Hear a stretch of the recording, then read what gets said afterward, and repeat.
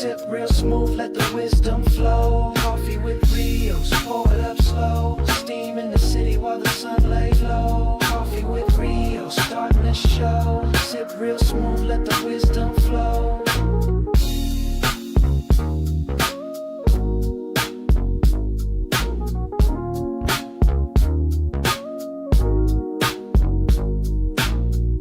No drama, just cream, we deliver with ease. On the coast where the light never leaves. Coffee with Rios, pour it up slow. Steam in the city while the sun lay low. Coffee with Rios, starting the show. Sip real smooth, let the wisdom flow. Coffee with Rios, pour it up slow. Steam in the city while the sun lay low. Coffee with Rios, starting the show. Sip real smooth, let the wisdom flow. Coffee with Rios, pour it up slow. Steam in the city while the sun lay low. Coffee with Rios, starting the show. Sip real smooth, let the wisdom flow.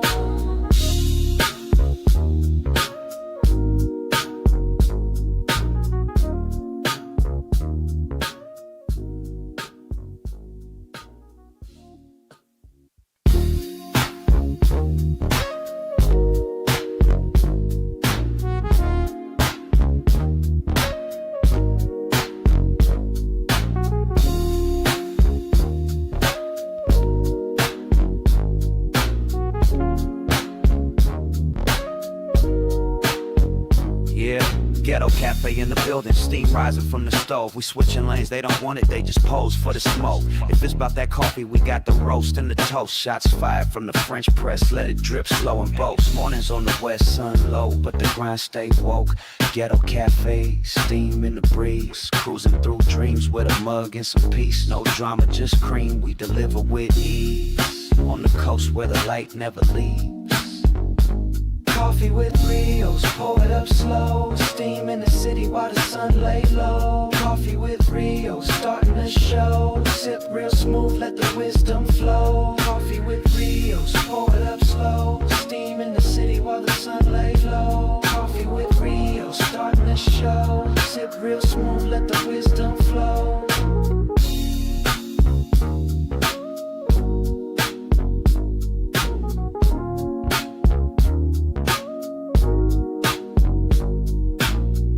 No drama, just cream, we deliver with ease. On the coast where the light never leaves. Coffee with Rios, pour it up slow. Steam in the city while the sun lay low. Coffee with Rios, starting the show. Sip real smooth, let the wisdom flow. Coffee with Rios, pour it up slow. Steam in the city while the sun lay low. Coffee with Rios, starting the show. Sip real smooth, let the wisdom flow. Coffee with Rios, pour it up slow. Steam in the city while the sun lay low. Coffee with Rios, starting the show. Sip real smooth, let the wisdom flow.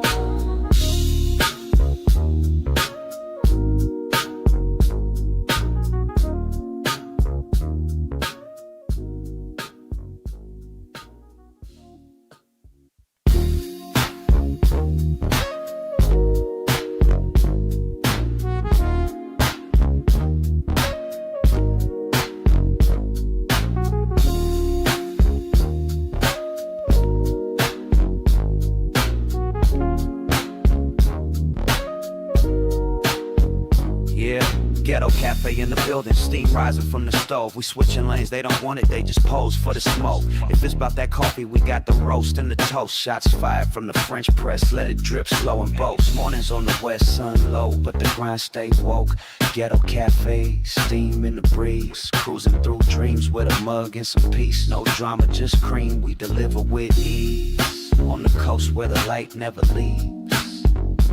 Coffee with Rios, pour it up slow. Steam in the city while the sun lay low. Coffee with Rios, starting the show. Sip real smooth, let the wisdom flow. Coffee with Rios, pour it up slow. Steam in the city while the sun lay low. Coffee with Rios, starting the show. Sip real smooth, let the wisdom flow.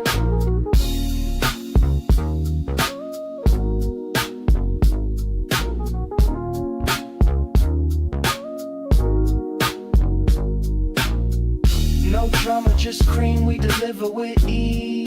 On the coast where the light never leaves. Coffee with Rios, pour it up slow. Steam in the city while the sun lay low. Coffee with Rios, starting the show. Sip real smooth, let the wisdom flow. Coffee with Rios, pour it up slow. Steam in the city while the sun lay low. Coffee with Rios, starting the show. Sip real smooth, let the wisdom flow. Coffee with Rios, pour it up slow. Steam in the city while the sun lay low. Coffee with Rios, starting the show. Sip real smooth, let the wisdom flow.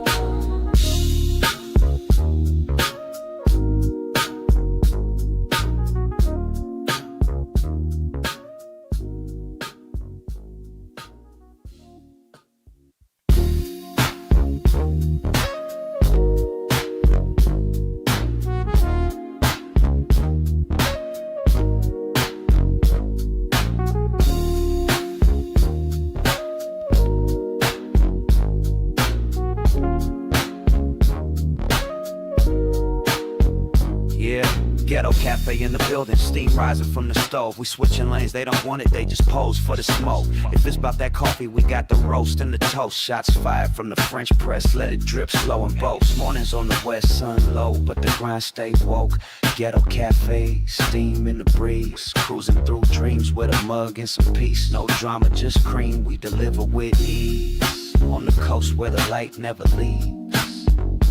Coffee with Rios, pour it up slow. Steam in the city while the sun lay low. Coffee with Rios, starting the show. What's good, my good people? This is the Wake Up Show, Coffee with Rios, the number one morning show in the whole wide world, Craig.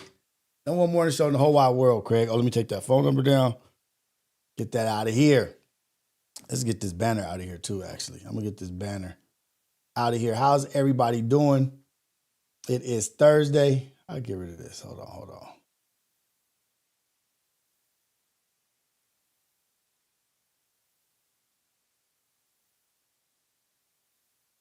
Ghetto Cafe, what's going on with y'all, man? How's everybody doing on this beautiful, beautiful Thursday morning? It's a blessing. Thank God for being here. Thank God for the opportunity to have another day, to be of impact, to have purpose, to be positive in anybody's life, to be a blessing in somebody's life. You know, every day we wake up is a blessing. So shout out to all of y'all, man. Glory to God. God is good all the time. All the time, God is good. In Jesus' name, amen, we pray. But blessings to all of y'all for being up in here early in the morning with me. You know, my diehard, my OGs, the Ghetto Cafe, the coffee crew, always with the business, always coffee with Rios, man. Always. You already know what it is. Y'all know what time it is. Get your coffee, get your tea, get your juice, get your smoothie, get your water and lemon, get your salt water, watermelon water, whatever it is. Get it, your morning routine down. Let's get to it, man. My son is out of school today, so I ain't got to rush, do nothing. Hot. It's getting hot. So we here today, man. We here all day. No matter what's going on, we are here. We're setting good information, sharing good news, presenting our best self, man. So how's the Ghetto Cafe out there doing, man? How are you guys doing? The weekend is almost here. We got one more day to the weekend. Friday is tomorrow.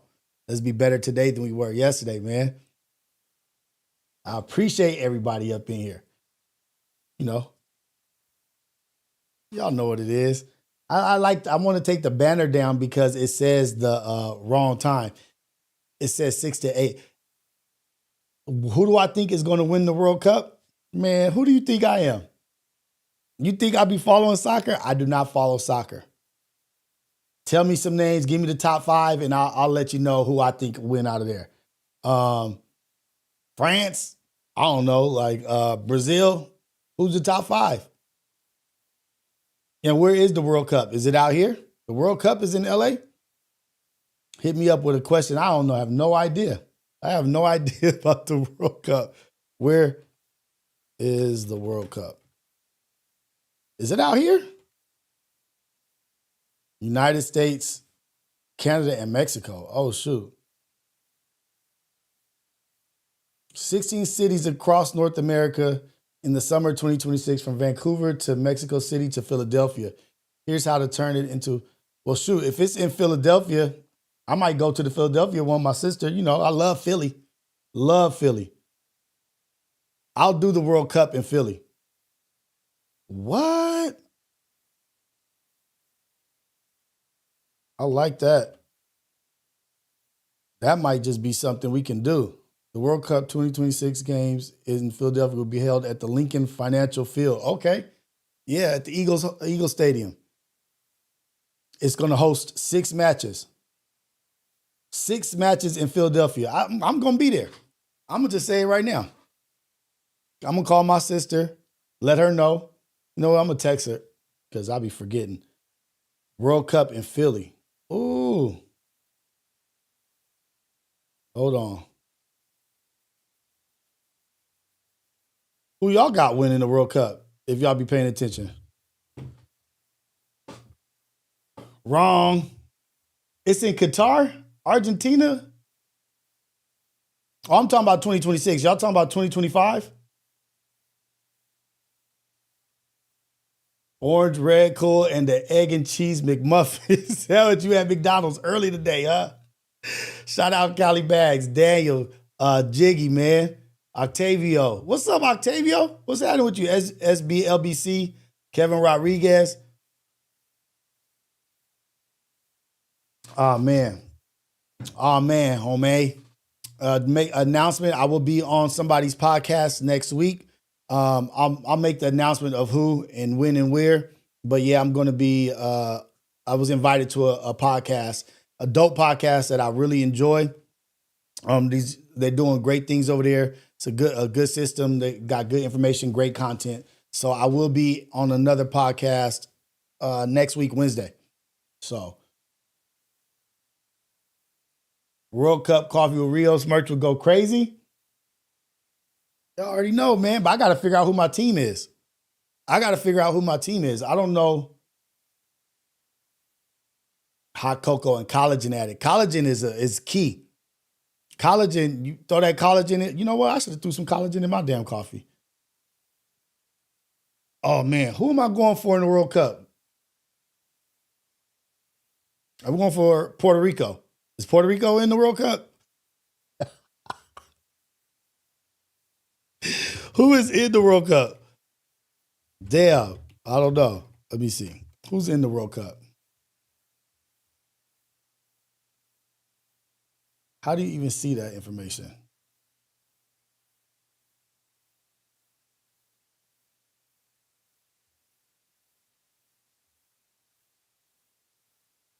The whole world. So I'm going to say Puerto Rico. If Puerto Rico's in it, I'm going for Puerto Rico. Puerto Rico, any African team, any, you know how I'm doing, man. You already know. They got Ethiopia. They got, I don't know, man. One of the teams I'm going for. I'm going to go with who's the Ghetto Cafe going with? I'm probably going to go with who the Ghetto Cafe majority goes with. I'll do a poll, put a poll up and see who we going for in the World Cup. Me either. I have my daughter plays soccer and that's all I know about it. Real Madrid or Chelsea, that's not a World Cup, right? I thought it has to be, oh no, that's the Olympics is the country. Oh, the Olympics is the country. The World Cup is not the country? It's not like, yeah, it is. It can't be Real Madrid or Chelsea. I remember Coffee and Kush with Problem. He still got some stuff in the works. Problem still got some stuff going on, still throwing some shit out there that he's going to do that he's got going on also. So Coffee and Kush is dope. Problem, you know, he always got ideas. He's never sitting still. But let's get to a little bit of a morning message. Let's get to what I want to talk about everything is changing right in front of our eyes, man. Everything is literally changing right in front of our eyes. The world, the way things are operated, the way things are moving, what we have come to expect, standards, boundaries, everything is moving and everything is changing. With that, I would say we have to remain solid. We have to remain calm. We have to remain focused on what we have, the mission at hand. Like, we can't let these distractions and all these things that are going on in the world, all the confusion that's happening, change us. Just like you can't have somebody trick you out your bag, we can't have the world and what these people are doing that we're not really in control of affect how we move. We still have to be diligent in our work. We still have to be positive. We still have to be moving in our purpose. The goal is to get us distracted and to have us off focus. I'm not saying it's the end times and things but we don't know what tomorrow holds. I have no idea what tomorrow is. And I've never been more sure of my lack of knowledge of what tomorrow is than right now.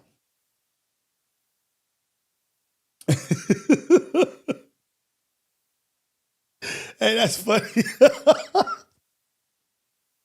I'm gonna read that a little bit. You knocked me off my pivot right now, man. Dang, that was a funny message. I got a visionary star. Okay, for sure. I don't even know where I was at. Dang. But they're trying to make us lose focus on what's at hand, man. But I would say we don't know what tomorrow is. I've never been more sure of that than right now, is that I don't know what tomorrow holds. It could be anything. I don't know what the White House is going to do. I don't know what the police department is going to do tomorrow. I don't know what this is going to, I don't know what the church is going to do tomorrow. It is a place of confusion. But what I will say is get right with God. Get right with your God. Get right with your people. Handle your business. Forgive those that you love. Talk to your loved ones. Forgive them. Have those difficult conversations. Have those uncomfortable conversations with people that you haven't talked to because of certain things, or you don't get along with your mom, your sister, your dad, your cousin, your homegirl, your homeboy, over some petty stuff. Right now is the time to let go of the petty shit and let the people that you know, the people that you love, let them know that you love them. Yeah, there may have been some distance between us or this and that, but don't let petty shit right now stop you from letting you tell your loved ones how much you love them and appreciate them. Right now is the time. If there wasn't a time in history, right now is the time. All these, I don't want to say prophecies being fulfilled, but everything that's playing out in the Middle East, all these wars, all this stuff that's happening, it has already been said. These wars have been fought forever, and it's already been said from the Nile to the Euphrates. From the Nile to the Euphrates. And they are right now doing that right now, basically. What has been written is happening. I don't know if they are self-fulfilling prophecies, if they're just trying to make these prophecies happen faster because they are the chosen people. They think they're the chosen people and that they're going to ascend or whatever.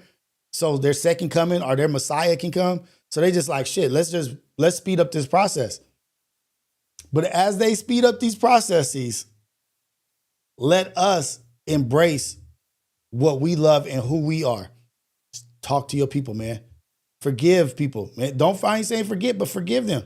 It's time to embrace family, friends, and your circle right now. Like, this could be the beginning of this could be the beginning. Damn.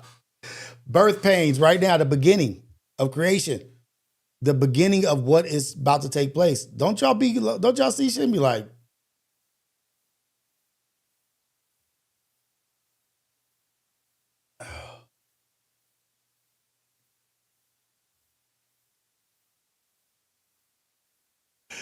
hey man, look, what Visionary Stars, like, we confused. The world is changing. Visionary Star gave me a super chat. Let me see what he said. The whole world is changing. Have Bluetooth ready. Good morning. There we go, Alberto. My bad. Thank you for the reminder. Thank you for the reminder. That's why I be needing y'all. That's why I be needing y'all, man. Hold on. Let me put Bluetooth on the Rodecaster.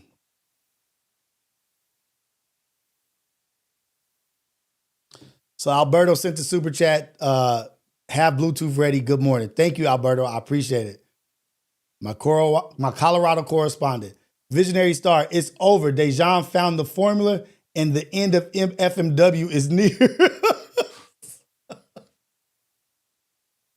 What is the formula that he found? What did he find? And why does that mean the end of FMW? That shit is hilariously funny. When I read it, it made me lose my thought process. But he found the formula. Good for him, man. But why does that got to be the downfall for FMW?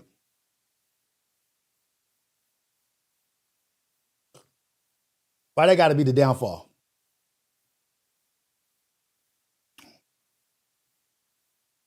So get right, man. Get right with your people. The assignment is the same, man. The assignment is the same. Be diligent, get right with God, and stay faithful no matter how loud the headlines get. Stay faithful. Don't get distracted. Stay focused. Stay focused on the goal ahead. Stay goal-oriented and stay focused on the goal. Because everywhere you look, and it's going to get worse. I'm telling you, it's going to get worse with how these platforms, these social media platforms and all this stuff is going and who's owning them and how they're allowed to put out propaganda and false information and AI bots and people getting paid. There are influencers right now being paid $7,000 a post. Israel is paying people $7,000 a post in support of their cause or to be is Israel friendly or whatever. $7,000 a post. Some of these influencers are getting paid by them. Do you not think that should tell us like, oh shit, some shit is happening. They're taking over. So with all that shit, be careful what you consume. Be careful who you surround yourself with. Get right with the good people, y'all. Get right with the good people.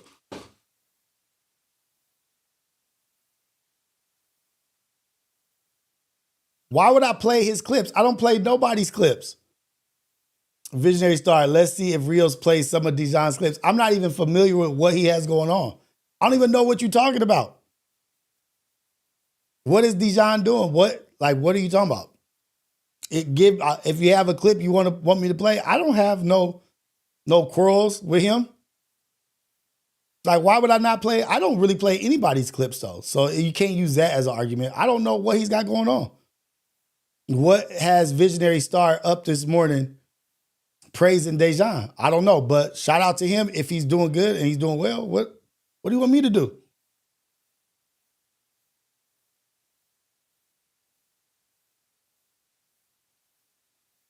Man, like, why are you praying for the downfall? But it's little small things like that, y'all. FMW is gonna be fine. Dejan's gonna be fine. I'm gonna be fine. Syndicate's gonna be fine. Imperfect Perspective is gonna be fine. We don't have to push somebody up by pushing people down. Like if he gets his, he gets his. That's dope. Visionary Star is Dejan Starboy activities. And nigga woke up talking about Dejan like, okay, I don't know. I'm not up to date on all the shit, so my bad. Oh, Dejan trying to get his clips played. Hey man, what clips? Cause Yazers don't post his clips.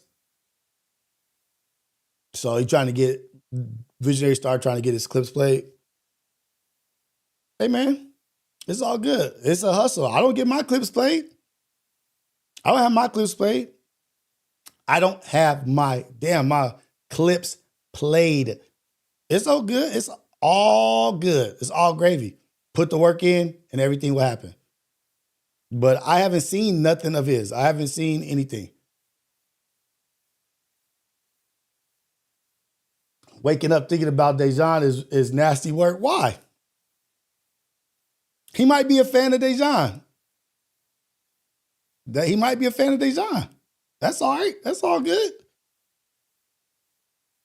If he's trying to stir up some drama, that's nasty work. But if he's waking up and he's a big fan of Dejan, it's not a big deal. Why? Because he's gay? We all got gay family members. We all got gay cousins, friends. Ain't nothing wrong with it. They don't mean that he waking up having gay thoughts about him just because he's gay. Just like you wake up or you talk about women don't mean that just because you're talking about a woman you want to smash. We got to, man, that's another thing. We got to get out of this mindset of where it's so boxed in. You know what I mean? Like, oh, if you if your friend is this, then that's you. Or if you are supporting this, that means you're that. Like, nah, man. Like, people have friends. People have people from different walks and different ideologies, different thoughts. It's Republicans that drink with Democrats. It's Republicans and Democrats in marriages. You know what I mean? Like, we got to get away from the whole like separation divisiveness of like, oh, I can't fuck with you because this is how you think, or because you're a furry, I can't. Oh, because you're a furry, I can't fuck with you, man. You know, there's a whole furry detective thing. Furry detectives, man, where they're solving.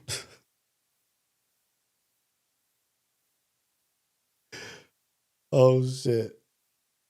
The furry detectives, man. Let's watch this. It's real, man. I saw this shit.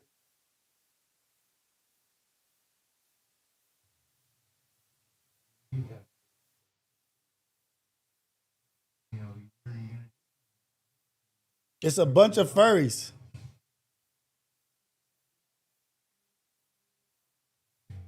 I'm not making it up, y'all. I'm not making it up. It's this thing about these furries that are detectives that are solving crimes.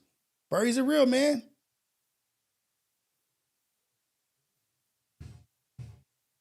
I want to give me and Luck a shout out because we talked about furries first on Relatable. On Real Relatable, me and Luck was the first to talk about furries. And I was talking about my son's high school. And look, furries is making a run. They making a run, y'all.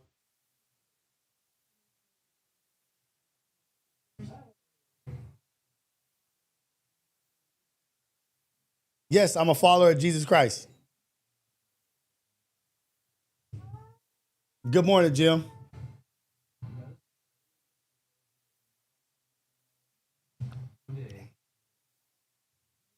You see his gloves?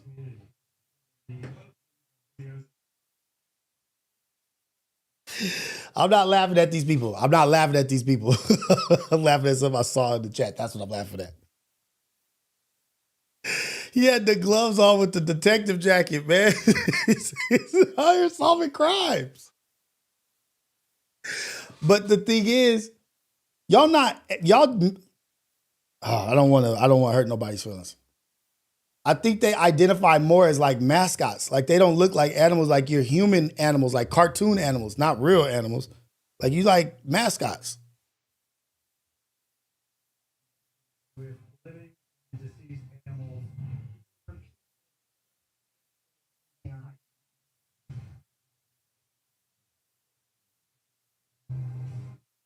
The furry phantom? Is that what he said? The furry phantom?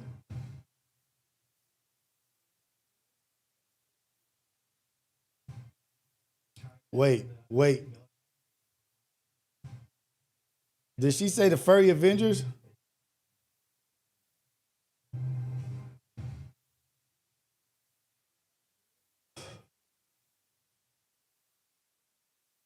The Fur Avengers. The Fur Avengers. Let's get these guys. Fur Avengers, let's get these guys.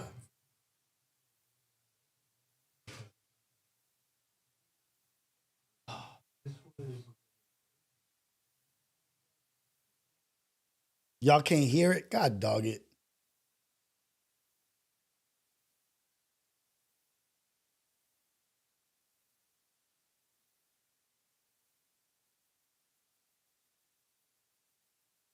Wasp nest. You felt like you were kind of opening Pandora's box and you didn't know what was going to shake out.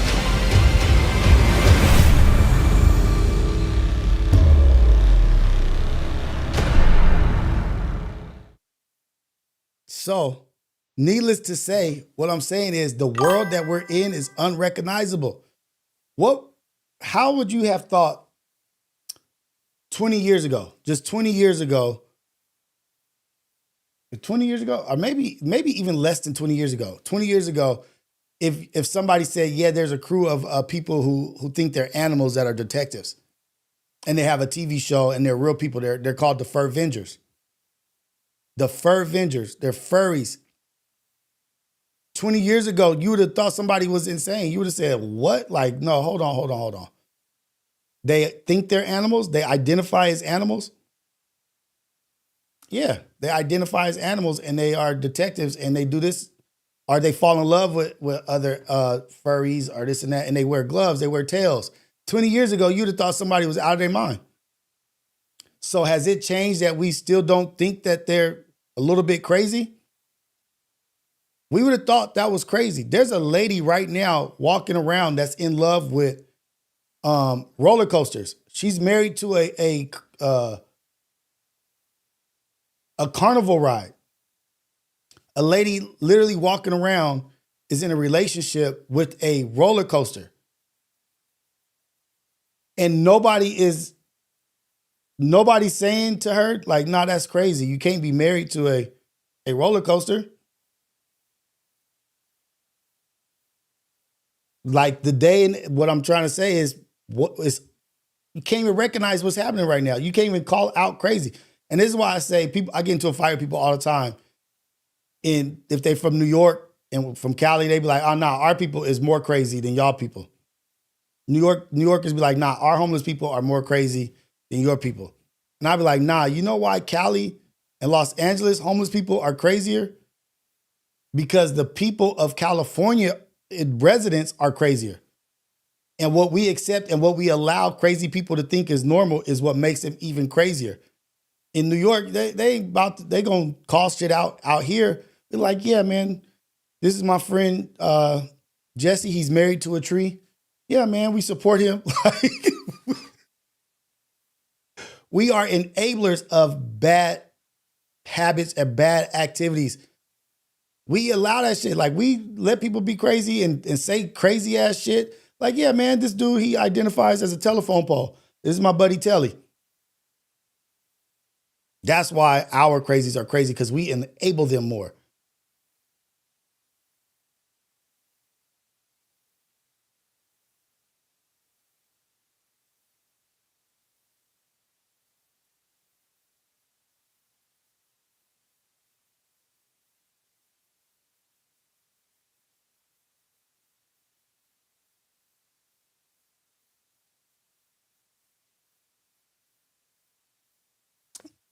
Fairfield Johnny, pub your book right now. Pub your kids' book. Drop your kids' book in here real quick. A woman in love with roller coasters. There we go.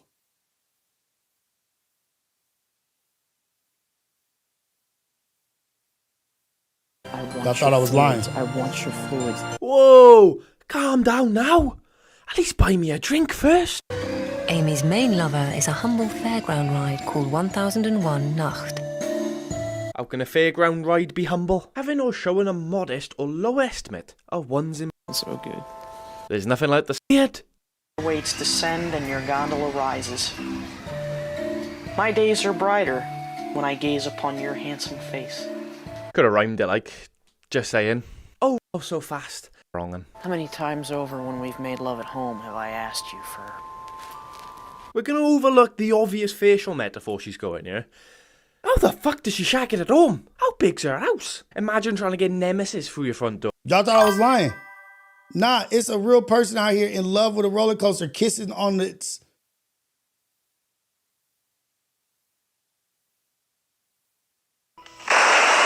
I not only love him for his sexual attraction, I mean, we're not talking about fetish here. I love him as a mate. You make me feel so alive, 1001 Nacht. My days are brighter when I gaze upon your handsome face. Amy's main lover is a humble fairground ride called 1001 Nacht. After this, we're going to go to Where's Uncle John. You can see him a little bit there, just the top of him. Front. My heart's just going boom, boom. Wow, he is really tall. Yes, he is. How is this lady walking with her, not telling her?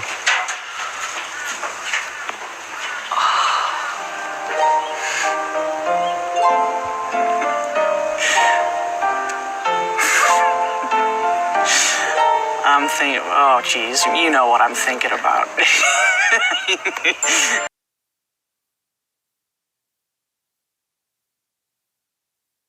You know what I'm thinking about. No, I don't. This is What are very you thinking personal. about? When I make love to him at home, when I start climaxing, I just keep saying over and over again, just as I'm starting to go over the edge, I just tell him, I want your fluids, I want your fluids, I want your fluids. I didn't know that was about to happen. I want your fluids. Look how dirty your hands are. No. You smell good. God, you smell so good. No. I can't watch no more. I'm not gonna watch no more. I was just trying to make a point. I wasn't really trying to get there with it. I want your fluids to a roller coaster. You see how dirty her hands were? And she's like, this is some sick people in the world. But what makes it worse is the person that's like walking with her, that's interviewing her. I ain't saying like make nobody feel bad about some shit. But you're not gonna be like, hey, what's wrong? Like, what do you mean you in love? Imagine if your sister or your brother or somebody in your family or your friend or even somebody at work, probably because you don't want to get fired, you want to make some money, you don't want to get fired. But what if somebody at work was like, yeah, man, I have to tell you guys, I'm in love with the orbital tube welder. No, not the machinist, not the guy, the actual welding machine. I think I'm going to marry the welding machine. That person, well, I don't know, maybe not in California, Los Angeles no more. Maybe that person won't be fired because you can't be prejudiced. But you can't tell me that these people are thinking correctly. That doesn't trigger and like show you that some shit is off with these people. Nah, something's wrong. If you think like this about this, there's other shit that you think about that's wrong. That's like a telltale sign that you're off. And I can't trust you with certain shit. Am I wrong? Am I tripping? Am I being mean and unfair? Like, I would think that that's just like basic. For somebody to sit up under a roller coaster, touching a roller coaster and kissing it, you hiring that person? You trusting that person around your kids?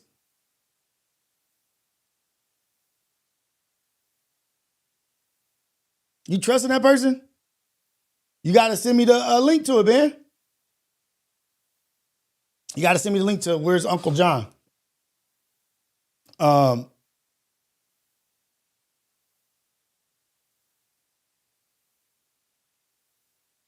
are we not calling this shit out?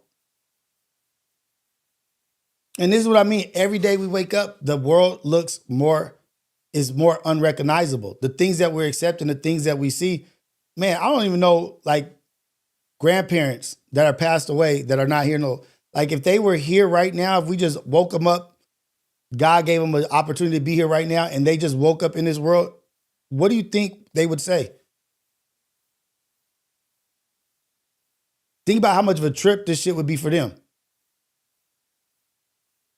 The roller coaster creaking says, you know what I'm thinking right now. No, we don't know what you're thinking, crazy. We don't. We have no idea what you're thinking. And then on top of that, it's people that's so warped in their mind and so messed up and hating and judging and pretending to be something that they're not. We got these judges out here. Did y'all remember the judge that got unalived by the sheriff? The sheriff went into his office and unalived him, shot him, I think, like 9 times, 7 times while he was on the ground. That sheriff said that the judge was in a relationship with his daughter, who was a child, and that he had threatened to kidnap his wife and his kids. And right now he's taking the trying to plead that he's crazy, he's insanity. But that judge, he was just in a meeting with that judge, right? He had a meeting with him. It was a bunch of people there. He went to a restaurant, came back and smoked him. And now they're trying to say he's crazy.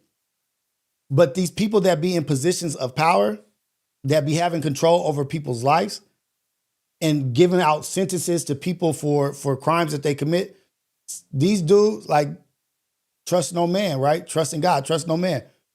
I'm about to show y'all some shit, and this is about to be a trigger warning. Just so y'all know, it's a trigger warning. About this judge who has sentenced people to prison, you know what I mean? Like, has made decisions about people's lives.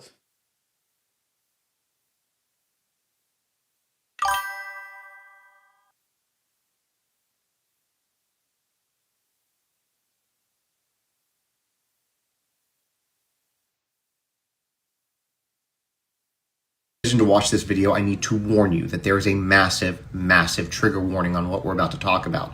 To give you an idea, this is Judge James Gosnell from South Carolina, and last week he was arrested after hundreds of CSAM images were found in his possession that he was purchasing in the UK. That was actually the least of what it appears he's done. And this conversation is, and when I say the least, it's the least, about to get progressively worse. Now, during their investigation, authorities discovered a Telegram account linked to Judge Gosnell, and in that account, they discovered messages where he was apparently explicitly detailing the essay of infants and children. And yes, I infants. A judge. It's a judge. Said infants, okay? Essay that he himself allegedly committed to these children. And what was said in these messages is being described as vile, disgusting, and unthinkable.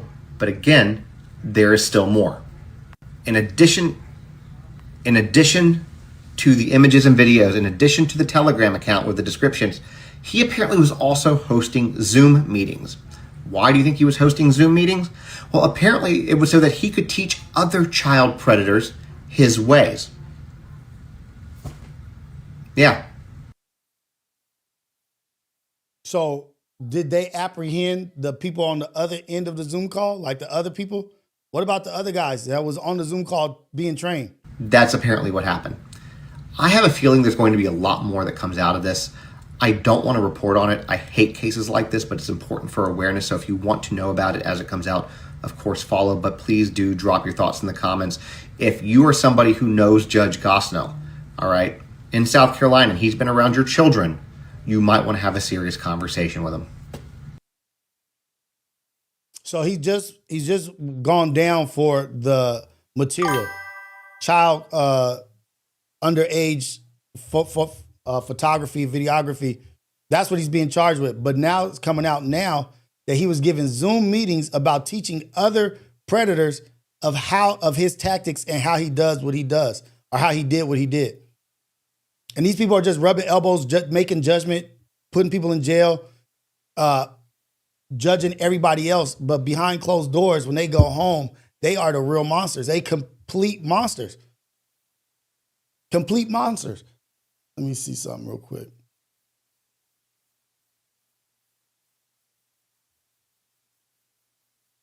I think I have it pulled up right here.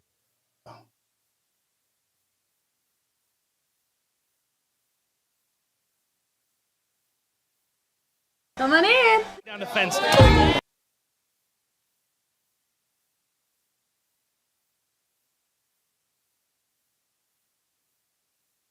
No. But these are the judges that, and then we have another judge.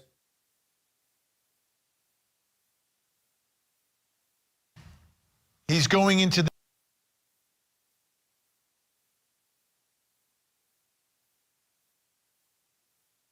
right here.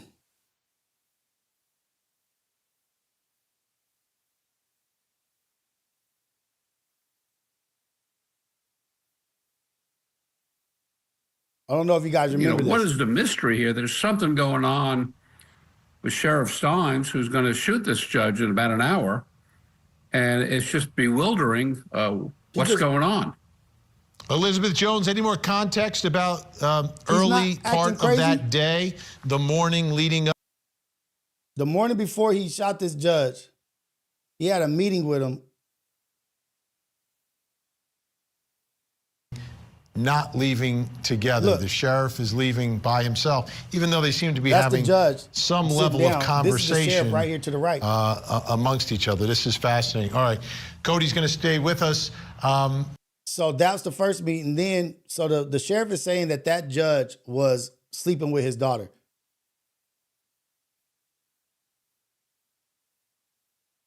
So this is where it happens. Behind him, he opens the door, and then he walks into Judge Mullen's chambers. And of course, Vinny, at 2:52, this is ultimately when the shooting happens. Shot him 9 times. Shot him twice, and then over his body, shot him 7 times. What do they call that? A crime of passion, a hate crime, a crime of passion? For you to smoke somebody, then to go over him and hit him 7 more times. Clearly something was going on. Something was happening with this dude. And the sheriff is saying that he was sleeping with his daughter. And that there's more to this case, and there's more to it behind the scenes that they're trying to cover up.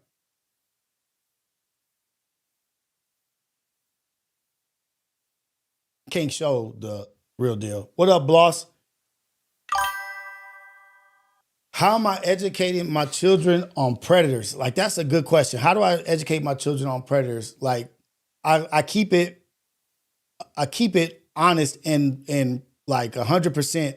I don't sugarcoat anything. I keep it because I think there's a little bit of a shock value to it too. You know what I mean? And letting them know that not everybody is your friend, and not everybody is, just because somebody is your family member doesn't mean that they're your family. Just because you love somebody doesn't mean that they won't do harm to you, because most of these situations come from somebody that they know, or somebody that they trust, or somebody that we know and somebody that we trust, that we would have never thought would have done that kind of thing.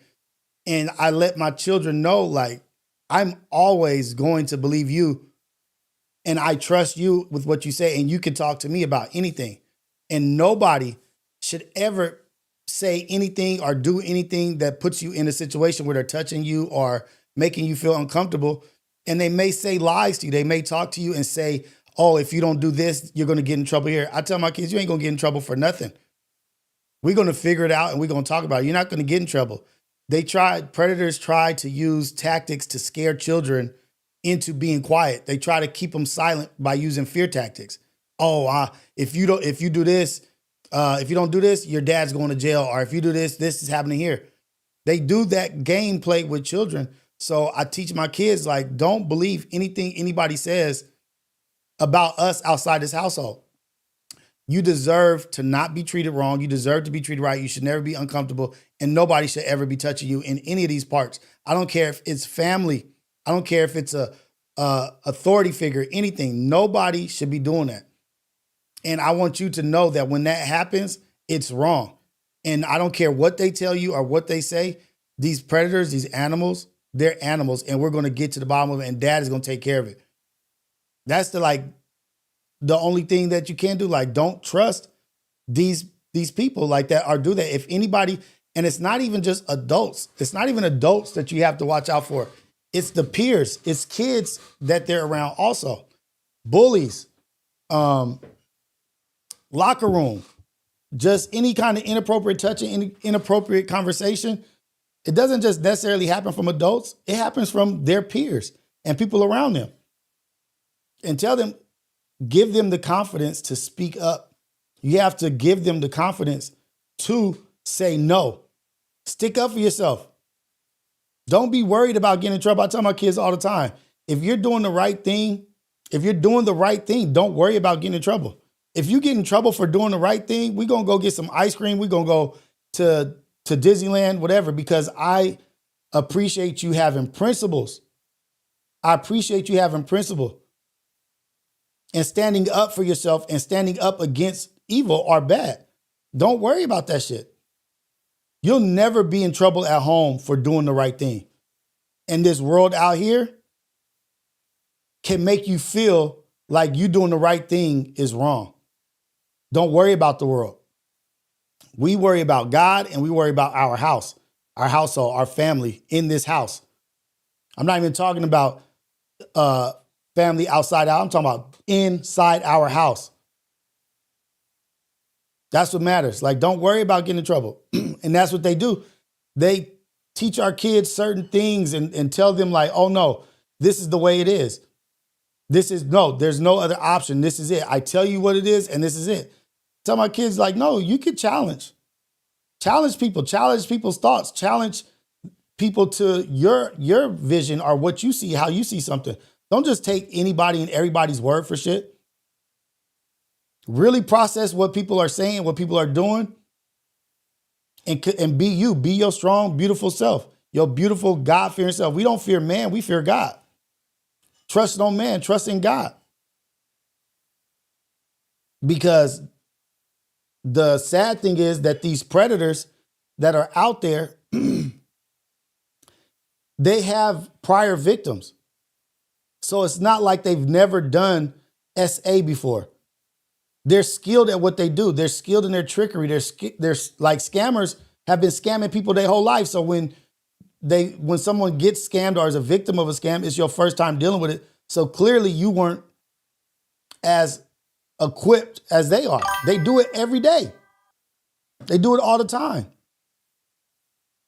Abusers, male abusers, they will seek out weaker women or women that they know is susceptible to abuse, that will accept abuse. And they've gotten so good at it, they can see it. They see certain movements, certain things that people do, and they see their victim. Just like a lion or something will pick out the slow zebra or the injured zebra, the old zebra. They don't want a hard fight. They want it to be as easy as possible.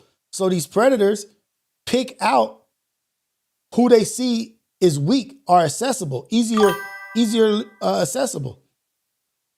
There's a study where it says predators avoid houses where there's a strong man in the life of the house, a strong man that is in the household. They avoid those houses.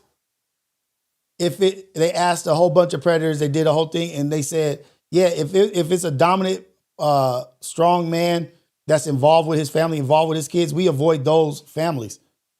We seek out those who don't have protection. They seek out the children who don't have protection because they have tactics. Our children are unequipped if we don't tell them about it.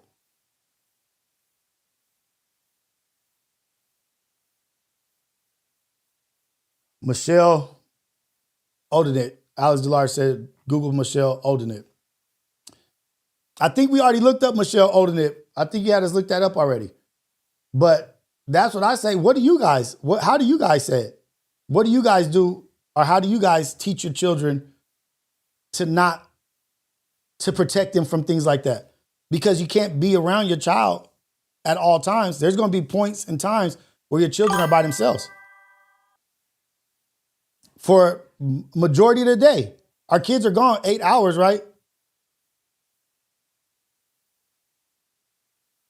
8 to 3, school's like 8 to 3, right?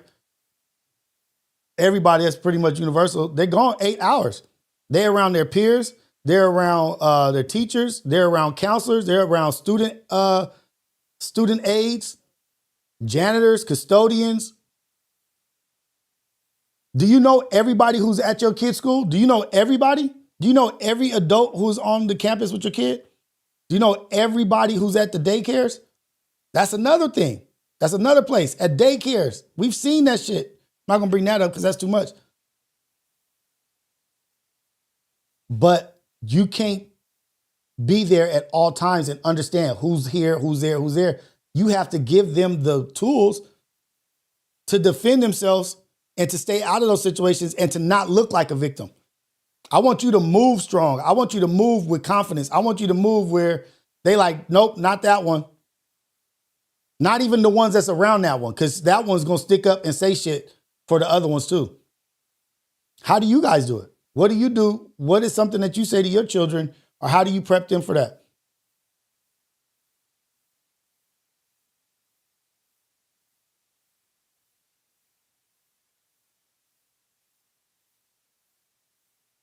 What do you guys do? Because the best way is to let them know, to me, is to let them know what's out there. Everybody, life is not just rainbows and cotton candy. I ain't trying to take your innocence away, but the world that we live in, you ain't homeschooled. You out here with people that have some off thinking, people out here in love with amusement park rides.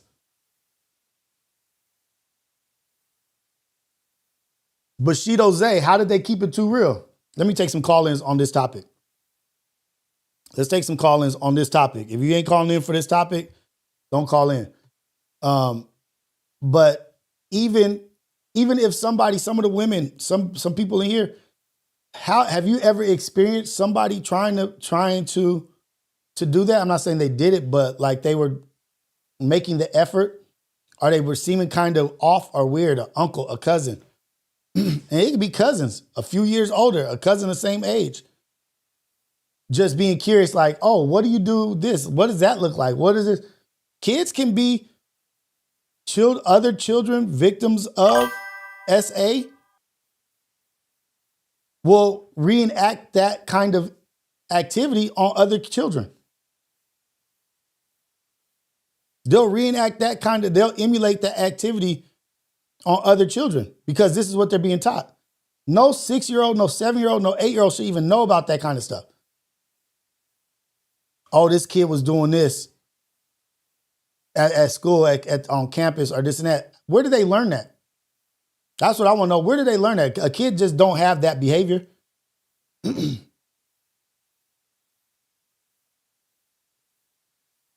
Cali Bags, man, like the statistics of women and inappropriate behavior being done to them, dude, it's crazy the numbers. And that's only the ones that have come out. It's way more women that haven't said nothing. Women have just started being protected, really. Just started being protected.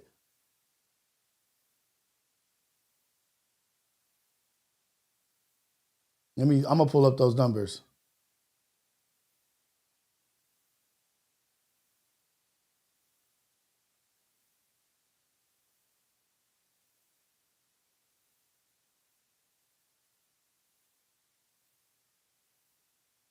That shit is so sad because then you start looking at women like, damn, that's a group of 10 women. Shit. Majority of them have been assaulted.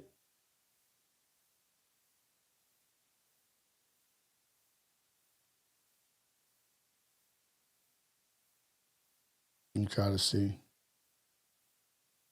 Globally, about 1 in 3 women experience physical or sexual violence from an intimate partner while in the U.S. Damn, in the U.S. Damn, I'm going to pull it up so you guys don't. Oh, shoot. Dang it. Pull it up like this.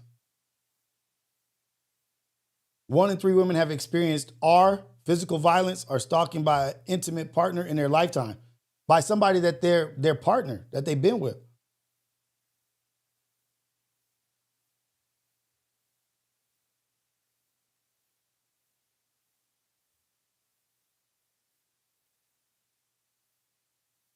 I don't know what that means for all. A widely cited statistic is that roughly 1 in 5 women in the U.S. have experienced, completed, or attempted R in their lifetime. According, women have done it? I don't know.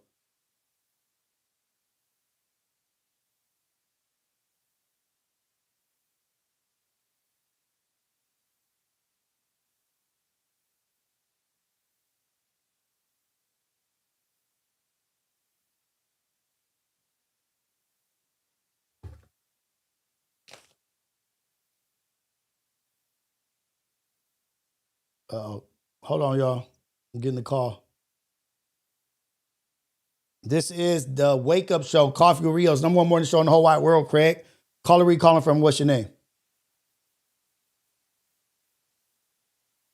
Oh, here we go. You there, caller? Shanae. Hey, Shanae. What's up, Nate? What's going on with you? What's happening? Nothing.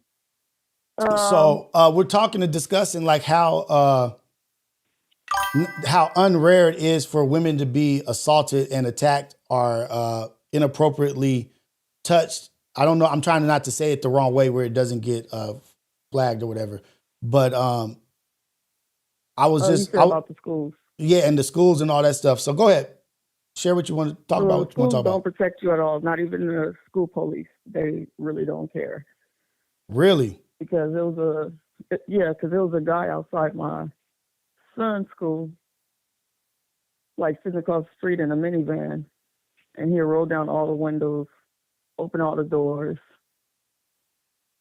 and like play with himself while the kids walk by. And I told the school, and it was like, well, has he touched the kid? Has the kid had to run from him? Has any kid said anything about it? I was like, are you serious? Right, like, because that's indecent exposure. At bare minimum, it's indecent exposure, and you're within a school. So that's, yeah, go ahead. I'm sorry. Damn. I was like, so a parent has to come home to their kid missing or a kid scared or anything like that. They was like, well, if he's not touching no one, it's okay. I said, oh, really? That's crazy. So he's performing this activity and stuff and exposing himself to our children. We're not going to protect him. We're not going to say anything to him. We're not even going to call the police. Like what? Did you call the police? I told the school police, and they didn't do nothing. So I sat next to his car every day. What? Every day. So every day he'll move. Because I sat there with my door open, with a taser, a machete, and a crowbar in my lap. And I said, I wish you would roll down any of them windows or open that door.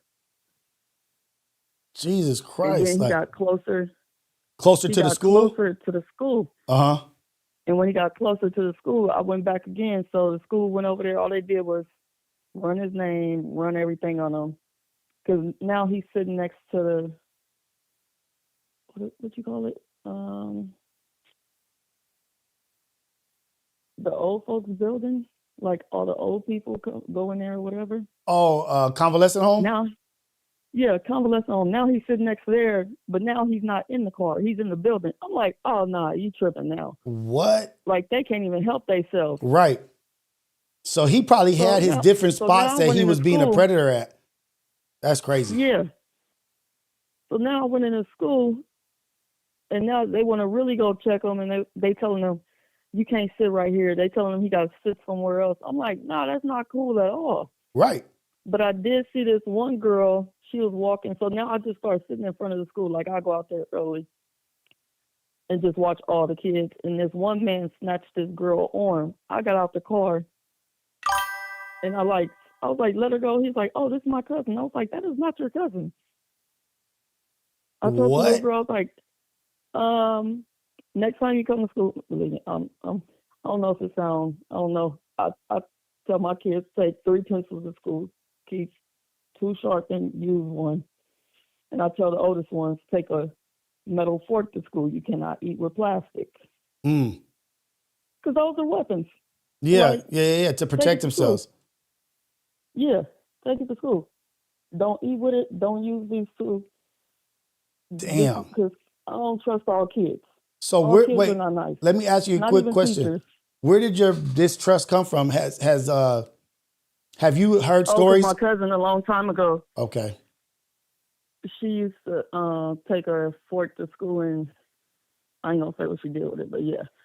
Then she used to have her little sisters take sharp pencils to school, just in case anybody messed with them. Damn. Like just keep them in your pocket at all times. Just in case they right there at arm's reach. Don't let nobody mess with you. Don't let nobody mess with you. And I would assume, I'm gonna make an assumption that this kind of awareness or fear is like because of boys, when you go of experience, bathroom, like past experience, and it may have been done to them. And when you go, like little boys, when you go in the bathroom, don't pull your pants your underwear and stuff all the way down. Pull them halfway. Right. You don't know who's in there with you or what's going on. And what they're trying to do or what. And you got to make them aware of that stuff. Like, talk to them about that kind of shit. Like, hey, when you're in here, this is wrong. This is and then they bringing this new rule in right now to where. I think I was just talking about anybody it the other could day. pick your kid up and that? I was just talking about that shit. That shit is making it easier for non-family members, non-direct family members to pick your children up. I told my kids, if it's not me, don't go. Don't go. I don't know how that even works. Yeah, like it's that anybody could just pick up your child. It just passed. I don't know if it actually passed, but it was the bill. Like, so that it made it so that it's easier for DCFS to like place children and to pick children up. You know what I mean? Like, or so that's what they said it was for. Oh, like, But within that, but because it does allow that, it allows for predatorial type shit to take place too. Because you lighten the law or you the don't know rule who's picking up your because kid you don't and know who's not. exactly. And then at the same time, most of them people don't even have kids. So why Exactly. would you trust them? Most of the school people don't even have kids. That's why I don't even know why do you want to be a teacher. I don't know why you want to be a teacher. I don't know why you want to be around kids. I don't know if you're trying to steal them or you don't like them. Some of them, I would say, I don't want to say some. I would just say a lot of people want to be teachers to help the youth. You know what I mean? To get them to help educate the children. You know what I mean? I don't know, because they don't have kids. I ask all of them questions, like, do you have kids? No. Then why you want to be a teacher? Like, why are you here with the kids? Because the children are the future. Because the children are. Let me ask you this though. Like, so being a woman, being a young lady, how, like, so I think to like men it's kind of been, it's like an eye opener, and it's kind of shocking to us to find out how. I don't trust the men or the women, because a lot of women do stuff and people just disregard what women do. So what do women do? Woman. Like, what do you mean by that? A lot of women touch little boys and stuff, or little girls, and people disregard it because it's just, just licking on them or something like that. And they look at a man as penetration. Yeah. And it's still not cool. Right. And well, you see all the teachers that are going down, all the ladies that are getting with. This my son's school right now. A teacher was I guess dating 5 different students and got caught with one at the school because I guess they got like little different rooms. Here, Jose. They got like different rooms they could go in. Yeah. And she was caught like making out with one of the students. One of the teachers. Like, what is going on with these? What is happening? Another teacher got mad at a student and ran him over at the school. What? Out here in LA? In Los Angeles? No, I'm in Riverside. Wow. What the hell is going on? Like, maybe the standards have dropped. It's at the same school. It's at the same school. You better get your kids out that goddamn school. Shit, it's too much going on up there. No, one of them kept giving my son like stuff, and I'm like, why does teacher keep buying you stuff? You coming home with jackets? What is she doing? She's like, I don't know. She just buys for all the students. Come to find out, this the same teacher that's sleeping with all these students. So what happened to the teacher? She's not there no more. This just happened last week. So they just fired her, no charges, she didn't get arrested or anything? Well, I don't know, because it has nothing to do with my child, so, we don't know nothing. My son just knew what was going on at that time. Oh, and then they'll probably try to keep it a little bit private to keep the child. They'll keep it private for the rest of it. To protect their identity. We only knew about the teacher hitting the student because she did it when school was getting out. Did she do it on purpose? She ran Or she right actually? out the parking lot. Yeah. God, dog. This turned into something else. I don't know what's going on. I guess she got, I don't know. I don't know what happened. Maybe he had a girlfriend and she got mad. Wait. Oh. So you're saying the lady who did the hit was the lady that was sleeping with the student? This is the same person? 2 different ones. Two different ones. Maybe it was her homegirl, like, and hit the kid that the told. look younger now. They about 23, 24, 25. Like, they don't look like Mrs. Timble and stuff like our teachers did back in the days. Right. They looking like they pretty now. They dressing up and everything. Right. So do you think that there should be like there always should be a protocol of what you should wear, what you can wear, what you can't wear. Do you think that some of They these don't teachers even have that no more. You they remember don't? when we was in school, your shorts had to be past your knees. Yeah. You couldn't wear open-toe shoes. These girls coming in with booty shorts, half tops, like they going to a club with flip-flops on. They wearing blankets to school. They got hair ties on their heads, like pajamas. They just wear everything. And you talking about the students, but I was talking about the teachers. The students, but the teachers come in, like they dress like the kids half the time. See, I think that now I was hating because they were saying like there were some of these teachers that were online, like on Instagram, like some beautiful ladies that were like with nice shapes, like built like curvy or whatever, but they were wearing like super like tight clothing, not revealing they're like super tight clothes. They're not wearing loose clothes. Not revealing like skirts and like low boob shirts or whatever. In kindergarten, but they were wearing tight things. Kindergarten, the kids could bark like dogs, act like animals. They could be referred to as a dog or a cat. The teacher cannot change their mind. Wait, hold on. What else? Wait. What did you just say? Yeah, my brother's girlfriend friend, she became a teacher. Uh-huh. So she's a kindergarten teacher. And she said the other teacher is a transgender. Oh my, okay. He come in with women clothes on. They let the kids bark like dogs, act like if they want to be a rabbit, a dog, a cat, they can. We cannot change their mind. I said, so how is you teaching these kids? Right. How are they learning? Wait, they're barking like a dog all day. So wait. So was it just that the teacher was allowing it, or are you saying that there was there's a rule where you can't tell the children to There's not? no rules. It's rules now to where the teacher can't do nothing to the kids, so they can do whatever they want to do. I stay in the schools. I don't leave the schools. Like my kids go to 3 different schools because I have 6 kids, so they go to like 3 different schools. So I'm at 3 different schools every day, watching at certain times what's going on. Oh man, I don't know it. I'm trying to look it up. It says that it's like an assertion, but not documented that it's allowed. But I would think that you would have to. Yeah, a lot of stuff is not documented. You have to actually go into the school and ask.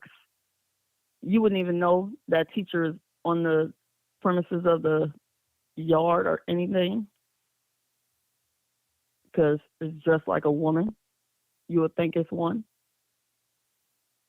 But okay, so I go into school, I sign stuff off. I don't sign everything. I go up there and tell them to add stuff into schools, like financial stuff or stuff that my kids could go out in the world and learn. They don't need to learn about nobody's old, none of these presidents, because there's no use of it. Give them stuff they finna lead. They finna go out and be their own adults. Like, what are you doing right now? So, like, you don't want any political history, like though. No, they don't need that right now. They need to learn how to navigate through the world right now. So wait. So how do you present that to the school board or to the office? Like I go in there and sit down. Like the first day of school, I go in there and sit down with all of them, and then my kids enforce it. That they don't want to learn about anything that doesn't really pertain to them. We got their growth. archery. Now we got archery in school, so they can learn everything. We have what else we have? They learning about financial right now. They actually put it into the school. They have an extra class for that. So basically just advocating for the best for your child. Like you got to advocate for your child so that they can have. I get that. But I do think that U.S. history is good to teach the kids so that they can know what took place and why it took place. They took everything out. They took out history. My kids are falling asleep at school because they're learning about different religions. What? So they're in there doing Buddhism. They're doing Buddhism, Muslim, Christian. That they're doing all like every religion right now. So they're in there meditating, falling asleep. They took a lot of stuff out of Hey, school. man, this school that your kids is at, I think it's the school, you got to get them out that school. You got to get them out that school. Like, what are they doing over there at Riverside? I don't know. Get them up I out don't of know there. what they doing at Riverside. Yeah, you got to get them up out of there. Send them to East Val or something like that. That shit sounds crazy. That shit really sounds crazy. No, I asked my sister too. My sister is in. Her daughter goes to used to go to I think Palisades or whatever school that was that burned down. They was over there doing the same thing. Yeah, that's Palisades, Pacific Palisades. Oh, Yeah, man. whatever school burned down, my niece was over there doing the same thing. I don't know, man. I don't got any I don't have any information where I can look that up. But if that is going on and that's what's happening, but they also shouldn't. But I also don't think that the school should be taking like. And this has nothing against you. I'm not against you, but I don't think the school should also be taking advice from a parent like, nah, don't teach my kid this. I don't think the parent, like, as when it comes to like education, now if you teaching them about sexual identity and this kind of stuff and religion, like, yeah, that don't belong in schools. But when it's like the curriculum to go on, like the curriculum, I think that's a major part of what they gotta, you know what I mean? Like of education. Like, yeah, trades and tangible skills and like wood class and mechanics class and all that stuff. Yeah, I think they should bring all those electives back. They took those all out. They just now adding those back in. Jesus. Nate, thank you for calling in. They just added that back in last year.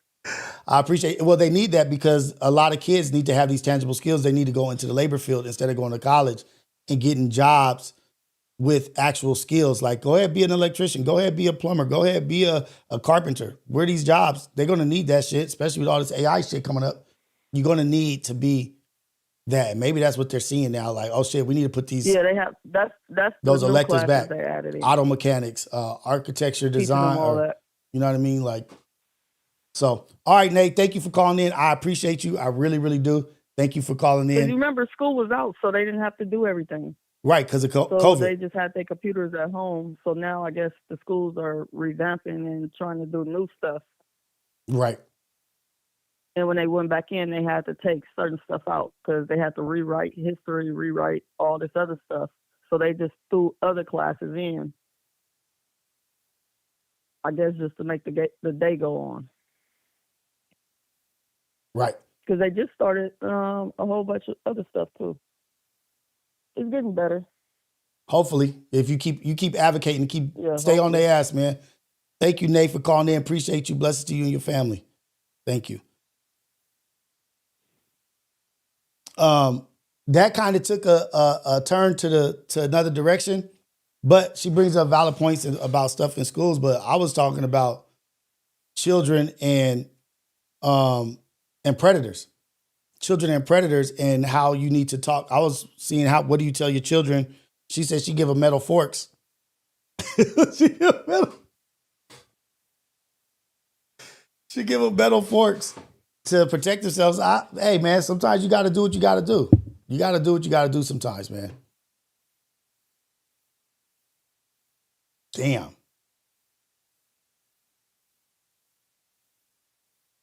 So let's get to this. Since I didn't get no calls on that, nobody called. Thank you, Dave, for calling in. Yeah. Oh, man. They have a picture. There is one image. So let's get to this. This dude's name is Burnham. What's his name? Something Burnham. Norman R. Bergrun. This dude wrote The Rings of Saturn, a book called Rings of Saturn, and basically talking about these beings creating rings around Saturn and seeing other life out there in the universe. He also was going to write a second book after Ring of Saturn, but his garage and his house was ransacked, and he had a mysterious death. This is an old dude. He was an employee at NASA. And he also, like, I think he has something to do with like the law of rolling for airplanes and missiles so that it could come back to itself. But this dude, here you go. Here you go. That shows black people getting off. Picture, there is one image there that shows black people getting off. So people with dark skin getting off. Not dark, black. Black skin. Really black. Yeah. Were they tall? Yes. Very tall? Yeah. How tall? Do you know? Well, they got out the doorway. I don't know how high that is, but well, what? Say 7 feet would be probably a conservative estimate. Huge cigar-shaped ship appeared over the Air Force base. These cigar-shaped ships were over a mile in length. One of them... That's a NASA employee. Norman R. Bergrun. Let's look him up. Because they'll quickly try to discredit somebody like, oh, this dude is crazy. He don't know what he's talking about. But this dude was an engineer. And he worked on some important shit. And he's saying that he saw aliens that were black. And you know, we about to run with that like, oh shit, he talking about us. Was he saying like black like my beard skin? Was he saying like are black like African American, look like African Americans, 7 feet tall?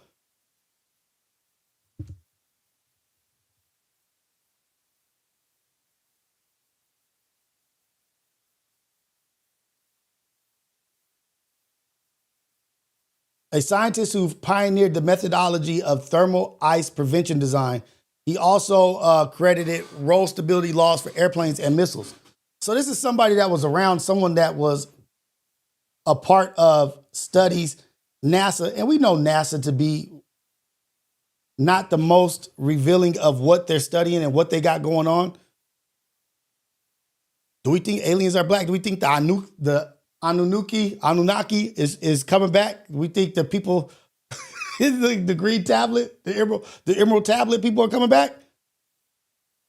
I'm not even going to bag on it. You know what I mean? But they didn't allow this fool to write his second book. After he wrote his first book on the rings of Saturn, he started being harassed and his house started getting ransacked and robbed and they stole all his material. He never was allowed to write his second book and he died mysteriously. He's old as shit. So how mysteriously can an old person pass away?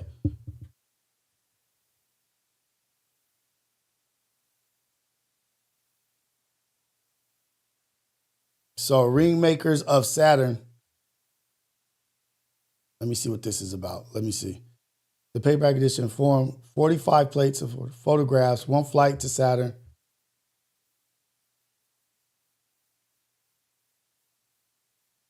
He worked at Lockheed Martin. Who does all the missiles, the defense weaponry and shit. Lockheed, I think, is right in Pasadena area.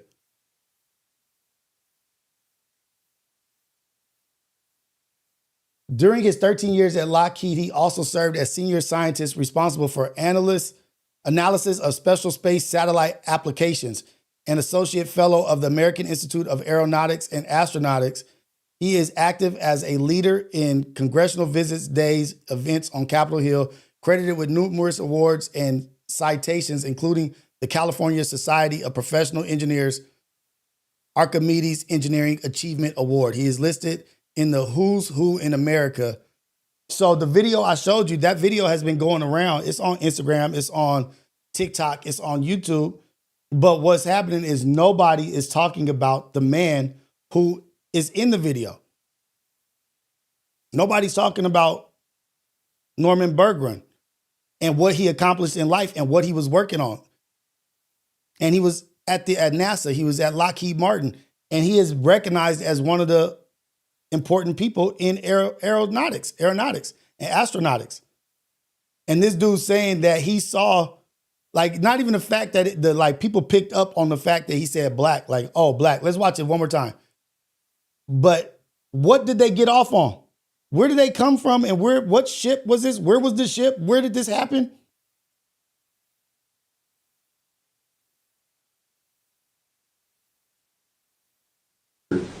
There is one image there that shows black people getting off. So people with dark skin getting off. Not dark, black. Black skin. Really black. Yeah. Were they tall? Yes. Very tall? Yeah. How tall? Do you know?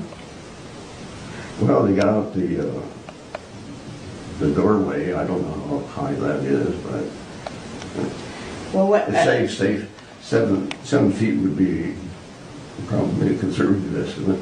7 feet conservative estimate. There is one image there. Picture in the They picture. have a picture. There is one image there that.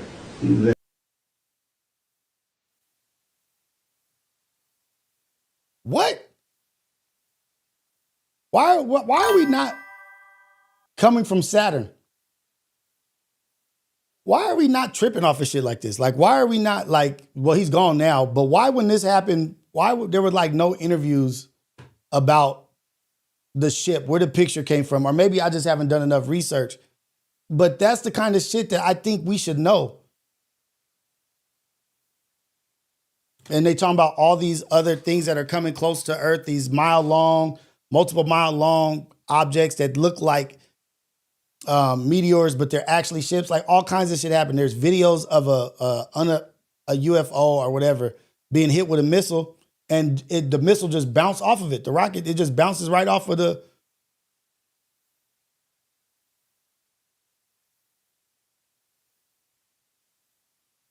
What's the other dude's name? Neil Armstrong talking about the fake landing and all that kind of shit. I'm gonna find this video of this UFO being hit by a rocket.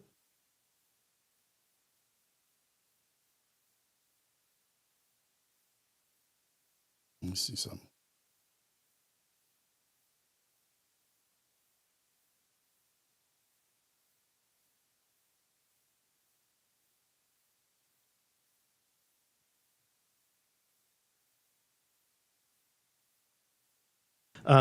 Admiral Gallaudet, Lou Elizondo, and Mr. Gold, and the many others that have come forward. We hear you, Congress, and it's time that we, enough is enough. It's time that we take action. Look, I'm not jumped to the conclusion that I believe that there are, aliens coming from another planet, but I'm open to that. And I think that it's our responsibility, especially when we're seeing that we have a government that is actively blocking information from us. Just last night, I tried to get an amendment onto the National Defense Authorization Act that fit in the germaneness of that bill to have UAP disclosure. And conveniently, it was named non-germane, mostly deemed by staff, not even an elected official. This is the kind of stuff that we repeatedly see. Last year, we were blocked by someone in House administration from being able to receive a full briefing from. How do you not know who blocked it? How do you not know who blocked it? Like, I don't know. Arrow. So not an elected official, but someone in staff blocked us. And I've had it. Enough is enough. I want to cue up a video that I've been given.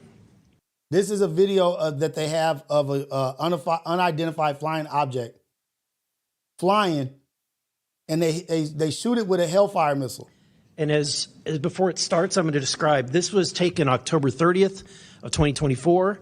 This video is of an MQ-9 drone tracking an orb, or this object, off the coast of Yemen. You'll see that another MQ-9 launched a Hellfire missile. That you cannot see that drone, and so I'm not going to explain it to you. You'll see exactly what it does. Who sent him this footage? Where's this footage from? You see it? That circle thing. That's it flying.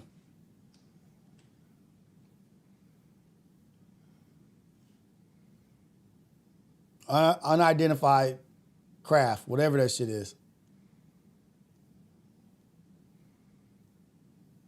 Boom. Look at that shit. Look at the little pieces that came off of it. There's another footage of it. Little pieces fell off of it. This is when it zoomed out, so you can still see it traveling. Once it gets hit, look, got hit right there. This is when it zoomed out, so you can still see it traveling.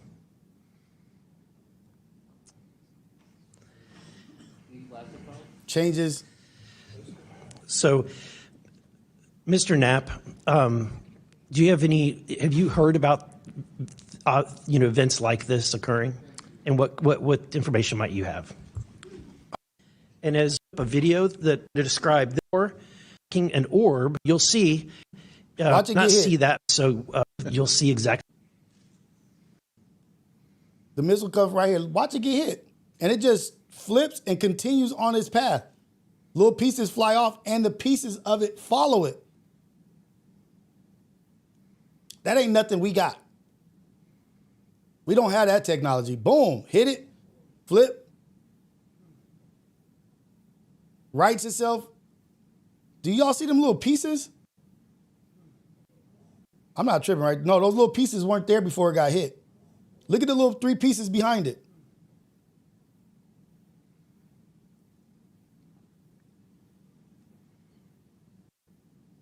Boom. Boom. That shit flips and keeps going. I want to see those 3 little pieces real quick. Oh, you know what? I figured out I can slow shit down. My bad.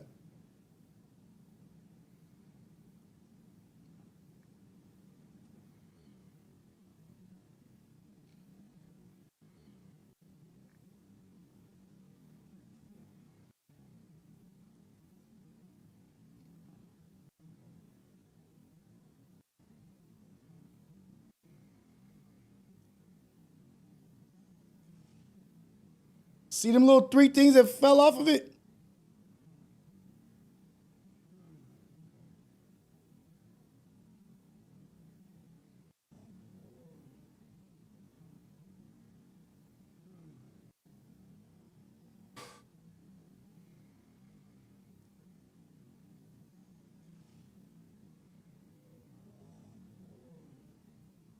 No, I'm not tripping.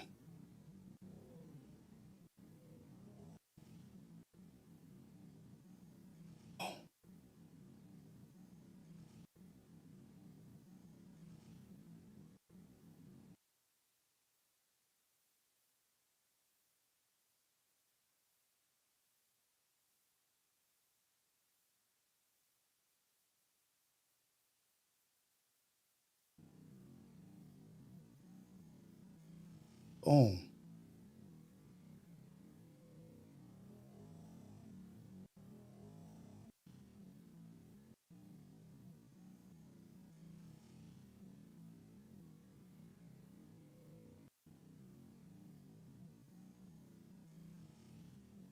I don't even got my glasses on and I can see that shit.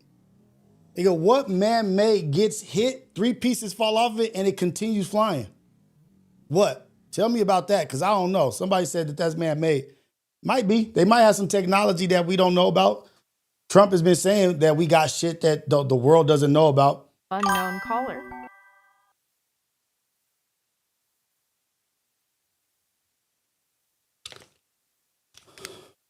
This is the Wake Up Show. Coffee with Rios, #1 morning show in the whole wide world. Craig, caller, where you calling from? What's your name? Yeah, Neil Armstrong. West LA, Alex the Large. What's going on, man? Are you? I'm. Uh-oh. Are you fucking with us? You believe look at that video? You know how? You call it. Hold on. You call it. Wait, hold on. Let me fix it.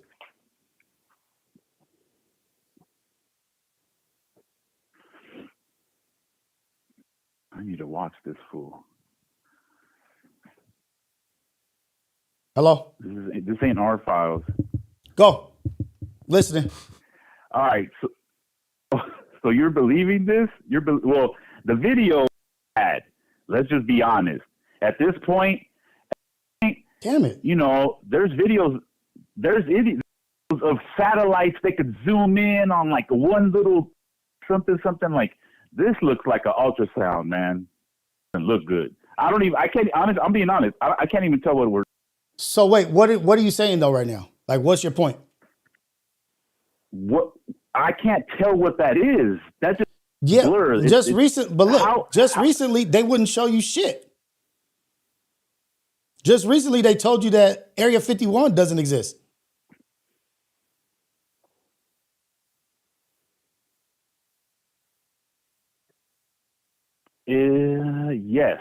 Yes. So Also, you act like they don't drip. You act like they don't drip feed you everything that you got, the technology, the things that they're using in the military, that they don't drip feed you information. Now you think if they, I don't want to say that's why they're doing it because I have absolutely no idea why they're doing it or why it's not like clear satellite footage. But you mean to tell me that you don't think that there is shit out there and that these engineers and scientists and aerospace engineers are fighting with Congress right now? Like, why are you guys not releasing the footage that we have? I think this has been doing a lot of great things behind the scene that we don't see, for sure. Two, I think that some of this stuff is like, we're gonna get defunded. Like, we're getting fucking 17 here. Like, if we don't show them something, they're gonna take this money. I'm saying I don't know, but it don't look. At this point, you could on all this. There's all kinds of data and tracking. Why, when it comes to aliens and stuff like that, it looks like a video from you know what I mean, like a reverse camera in 1998. So let me say this: why, when it's anything, they don't tell us the truth about anything? Why do you choose to use this as your platform to say, they don't want to tell us nothing? I didn't say they don't want anything. They tell us what they want to tell us. So why? They tell us what they want. So why does that not apply here? Because this has been happening. How long has this been supposedly there's been aliens? Like every. Well, yeah, they haven't said like, well, where are they? How come they can't show us the real aliens? If you guys know where they're at, show it to us. Yeah. If you guys know where the real skinwalkers are, show me them transform into a skinwalker. If you know where this conspiracy theory is, show me where that's at. Show me the actual footage of things that you guys believe that are conspiracy theory. They don't have none of the real evidence. I'm just showing what they're showing at Congress. It looks like it looks worse than a Bigfoot video. Like, you know what I mean? Like, Bigfoot videos always look horrible. In this day and age, like, it has. But that's the point, though, also. Is like, what you're saying is, it's across the board. It's not just this. Oh, yeah. So that's what I'm saying. There's a reason. Right. That's my point is, so what do you want to do? Just not listen to some of the truths and the details that they do drop? So that they can't be, so when people actually start getting real footage and shit and actually really seeing it? Because I know you can't think that there is no life out there. Like, there's no shit outside of what we are. Ooh, I have a question. Do they describe aliens? Say it again. I don't really know. I truly don't know. No, say that one more time because it keeps breaking up. Go ahead. Do they describe aliens in the Bible? I really don't know. In the book of Enoch, but that book was removed from later on. I believe at the Council of Nicaea, or maybe before that. But I think it was found in the Dead Sea Scrolls with the Book of Jubilee, like some other shit. But the book of Enoch describes Enoch ascending into the heavens in a ship, and these people came and revealed information to him, and they told him about these things and explained the universe and this and that, and he came back. But no, he didn't come back, but he just ascended, and that's what happened. But that's not in the Bible. That's taken out. But the book of Enoch is in the Ethiopian Bible. Those books are included in the Ethiopian Bible. I trip out, and I'll let you go ahead right now. Imagine, I just think back, think about yourself at 10 years old. Would you ever picture YouTube talking about conspiracy theories? I don't know if YouTube was out when I was 10. I think But you know what I mean? Yeah. But at that time, really, at that time, I saw a UFO at 10, me and my sister. Oh, wow. Yeah, at that time in Norwalk, we saw a UFO. It was me, Star, Jonathan. Yeah, we saw a UFO at 11, 12, actually. You need to animate it. Hey, make your boy Seaside Johnny. Make Seaside Johnny make a book out of it. Real friends. No, it's Fairfield saw Johnny. aliens. Fairfield Johnny, not Seaside. Fairfield, yeah. Tell Fairfield Johnny. I'll do the animations. I'll do the whole little. Fairfield Johnny will write it. You executive produce it. Fucking Real saw aliens. No, not actual aliens in Norwalk. UFO, saw a UFO. Me and my sister. Okay. I actually called my sister one time on one of the wake up shows. I called her and my mom, and we talked about it on one of the shows. Because my mom, we had went in to get our parents, but they like was super slow walking, and we was like going crazy, super excited. Maybe aliens are our mental. Instead of our souls, you know what I mean? Maybe are our angels, are our mental angels. Ooh, so only certain people see them. You know what I mean? Like they only come to certain people. Well, shit, I ain't seen mine because I ain't seen an alien yet. But I done seen a digital angel. Maybe mine don't exist. God damn it, I need to do some more work. No, the one in Norwalk. But that was just I didn't see an alien. I just saw the UFO. I didn't see an actual. They were. You know what I mean? They were inside. How we don't know it was? How do we know it wasn't? Angels. How do we know it wasn't an alien drone? Unmanned. If we got drones, why would they be flying the shits? If we got shits that we using that we don't fly physically and we see it from other places, why would they not be flying these drones? Why would they be inside it? If we got all this technology to do all this shit where we don't have to be inside the shit, why wouldn't they not be inside of it? They're busy. They're busy. They're busy. They're still angels. They're busy discovering the whole universe. A lot of us. Yeah, exactly. Rios ain't got time for your angel's not going to come down just for you. He's sending his drones. You know, it's all set up. It's all programmed. Go visit Rios real quick and his cousin in Norwalk, and then come back. Big dog, appreciate you, man. Have a good one. Thank you, Alex, for calling in. Appreciate you, big dog. So whether or not you believe it or don't believe it, the fact that Louis Armstrong, this NASA engineer, and the fact that pilots have to sign, or they used to have to sign documents saying that you don't talk about what you see out there while you're on a mission. You don't talk about what you see in the sky. If you see something, you don't get to talk about it. You got to sign this information or this paperwork where you don't talk about it. This shit is out there, man. It exists. I'm 100% believe that there is shit out there in the universe that we have no idea about. We don't even know what's going on in the fucking ocean. Motherfuckers is discovering an ocean that's inside the earth. Y'all never told us nothing about that. Y'all told us about core, magma, core, and crust. Crust, core, magma. Y'all didn't tell us about no oceans inside and this and that there's more water in that ocean. The scientists are learning new shit all the time. Like all the time they like, oh, we were wrong. Yeah, you were wrong about a lot of shit. It's a hypothesis. You're just trying to prove shit wrong. We don't even know everything about the fucking earth. We don't even know everything about the earth. The sun gave us all this life. Just one star gave us all this life.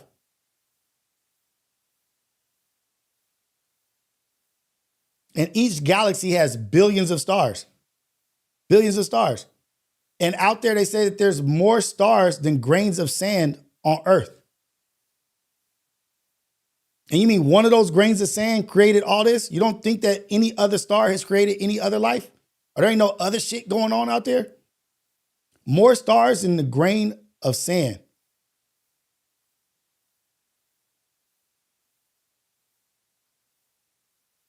Come on, man.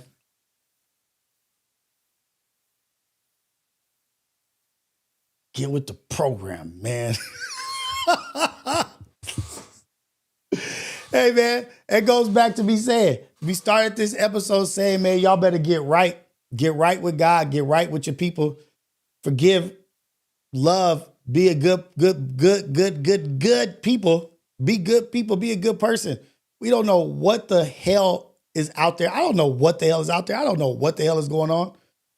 But if one star could create this, and if that star was any closer or any further away, we would freeze. Any closer, we would be burnt up. Come on, man. It's so much shit that I can't even start to think about what the fuck is out there.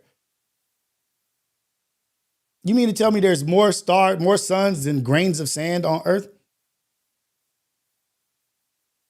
And you don't think there's possibly other things out there right now? They're discovering new shit here. We've been here for thousands of years. And they're discovering new shit here.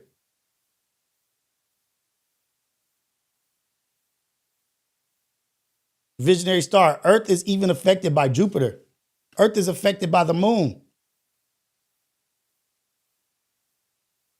Like, we are figuring shit out here, right now. We're still figuring out shit. And you mean to tell me that you don't think that it's some complete different other shit out there?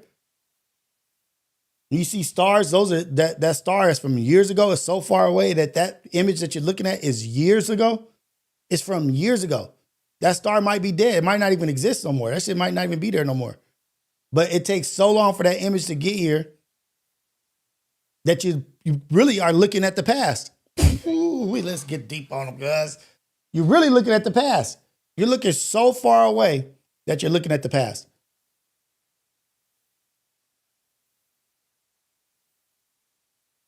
At the speed of light. You're looking at damn, that's crazy. That's actually really kind of crazy.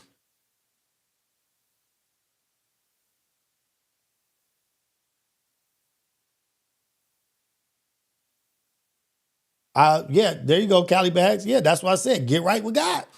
Get right. Get right now. Because we don't know if these people are pushing an agenda to make what's happening or what's talked about in the Bible, if they trying to make that shit come true. These people believe that they are the chosen people. They believe them specifically. And everybody else is doomed besides them. And at one point in time in the world, they will be against the world. Does that sound familiar? Have y'all not seen the UN? Have you not seen what's going on at these gatherings? Man, I don't know, y'all. I don't know. Y'all don't know. We don't know. That's what we can agree on. We don't know. But I can say some shit is looking real freaking fishy out here. Shit's looking crazy in the light right now.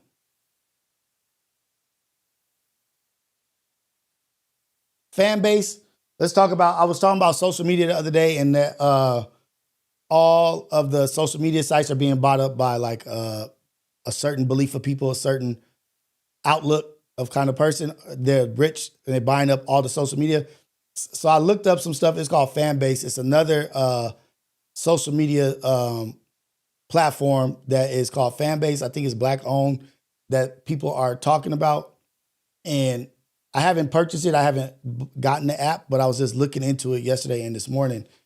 Just other outlets, other opportunities of things to get shit that, because you know, like on Instagram, you could get shadow banned, right? Like you get banned, shadow banned, and not even know that you're shadow banned. Like somebody could be giving out some great information, but they deem that that information needs to be blocked, and you won't even know that your shit is not being sent out to everybody. So we could not be getting the information that we're actually looking for, that we're actually seeking, because that shit is shadow banned, and it's not being sent to your algorithm. And I think that's why TikTok being purchased, and that's why Netanyahu saying that TikTok being purchased is such a big purchase, because where was a lot of people getting some footage and real footage from of what was going on in the Middle East, and showing people protesting, and Jewish people protesting against the IDF and the state of Israel. Just because you're Jewish doesn't mean you agree with what the state of Israel is doing, but they were showing that shit. And they were pushing that on TikTok. And now isn't it coincidental that some party is buying it? Like it's not going to be, dude, it should be like, I don't know. I don't know how to do it. I don't know how to work it, whatever. But it's just, if you pay attention, you look at it like, oh shit, like damn. These motherfuckers really trying to smother information in what you have access to. They sold us on the fact that it was, oh, you know what? It's because it's China. China is giving the algorithm that we don't want, like that we disagree with. Like their algorithm is different than our algorithm. Or is it that you can't stop the algorithm of what information is being spread or pushed? And it could be propaganda. You can't, like at this point, you can't control propaganda unless you control the source, unless you control the machine. Elon with X, this fool Oracle with TikTok. Trump has been on TikTok's ass.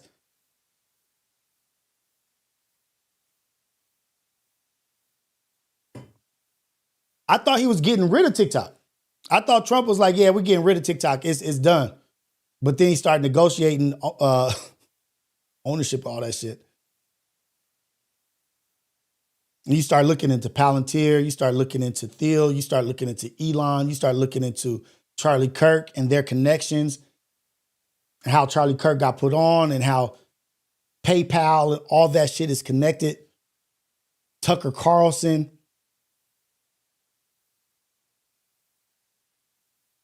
It's really a stage. And we think like the stage, they're like playing a game with the stage. Nah, they're not playing. They're just orchestrating their moves. It's real life to them. They're just orchestrating their moves in front of us. We think it's it's just a game of chess. It's a game. It's not a game. It's a life of chess. And they're orchestrating and making moves right in front of us. The whole world is changing right in front of our eyes. And I was like lightweight joking back in like a few weeks ago when I was calling Elon the villain that is going to go. We've given him every reason to go bad and go rogue and create this life on Mars. Like he's going to take all his shit that he's been developing here, the boring company, the satellite company, the solar panel company, the electric car company, the Cyberlink, the Neuralink. Take all that shit and populate Mars with it. Be able to control AI, control robots and all that stuff, and create a civilization on Mars that he is a sole dictator, authoritarian on Mars. And now I'm like, damn, maybe I was joking, but maybe it's a lot more to that shit than I was thinking. And guess what this dude, Trump, created? When he came into the office the first time, he created a whole different military branch. He created another military branch. Maybe it existed before and he just was the one to say, but Space Force. Space Force. What you need Space Force for? What the hell you done seen? What the hell you know about?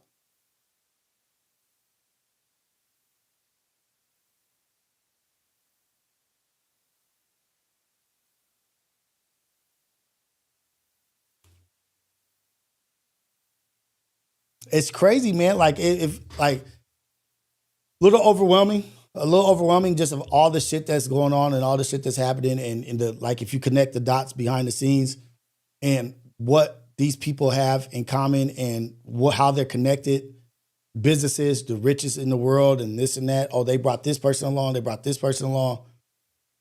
Oh, Charlie Kirk started talking against this stuff. And then I was even going so far to be like, man, I can't believe this girl, Erica Kirk, is smiling, laughing, and doing this shit on the podcast. How we don't know she not being threatened like her husband was? How do we know that she's not being threatened or bribed how they were trying to do her husband? They were offering him some kind of astronomical amount of money. How do we not know that they're not doing the same thing with her? and that she's being forced to do this shit. You better go out there and act. You saw what better threat than to say, you saw what we did to you saw what happened to your husband. Yeah, we could touch you. You better keep moving. Keep this message, keep this motion going. She over there fake crying like for her life. Like her life depended on it. She tried to act her ass off. We don't know if there's threats behind scenes. Like, no, keep that going. We want that podcast. We want that information. Or we just don't know if they just offered her $200 million. Like, hey, here's $200 million. Keep that shit going. I don't know. But there's a multitude of things. There's a bunch of variables that could be involved. But we do know that Israel is paying a bunch of people a bunch of money to post favorable posts for them. And the black conservatives, man. The black conservatives, dude, like, I guess the world is kind of getting tired of them right now. But the black conservatives, now I'm like, oh shit, how much you been getting paid? To shit on your own people first, and then not even be accepted by some people. To shit on your own people, the Uncle Toms, the black conservatives. How much y'all been getting paid? Tatum, Hodge twins.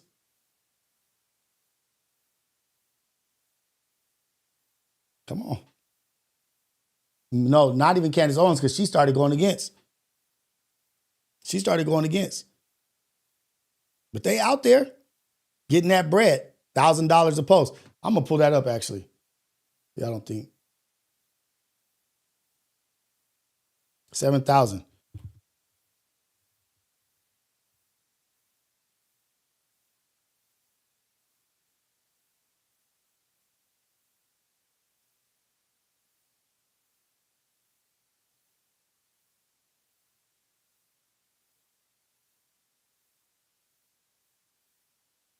Oh, shit.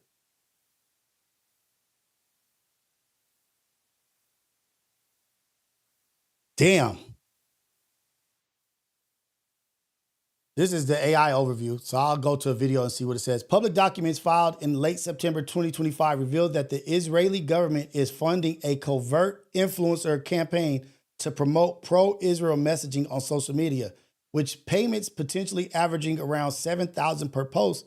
This information comes from reports by publications including the Jerusalem Post and Responsible Statecraft, citing records filed under the U.S. Foreign Agents Registration Act.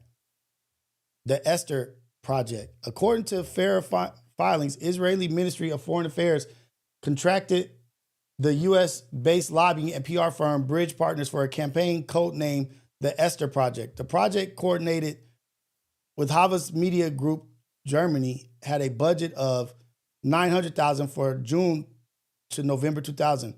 Around $550,000 was allocated for direct influencers, payments to create 75 to 90 posts. This averages to be between $6,100 to $7,300 per post on platforms like TikTok and Instagram. The identities of the participating influencers have not been disclosed.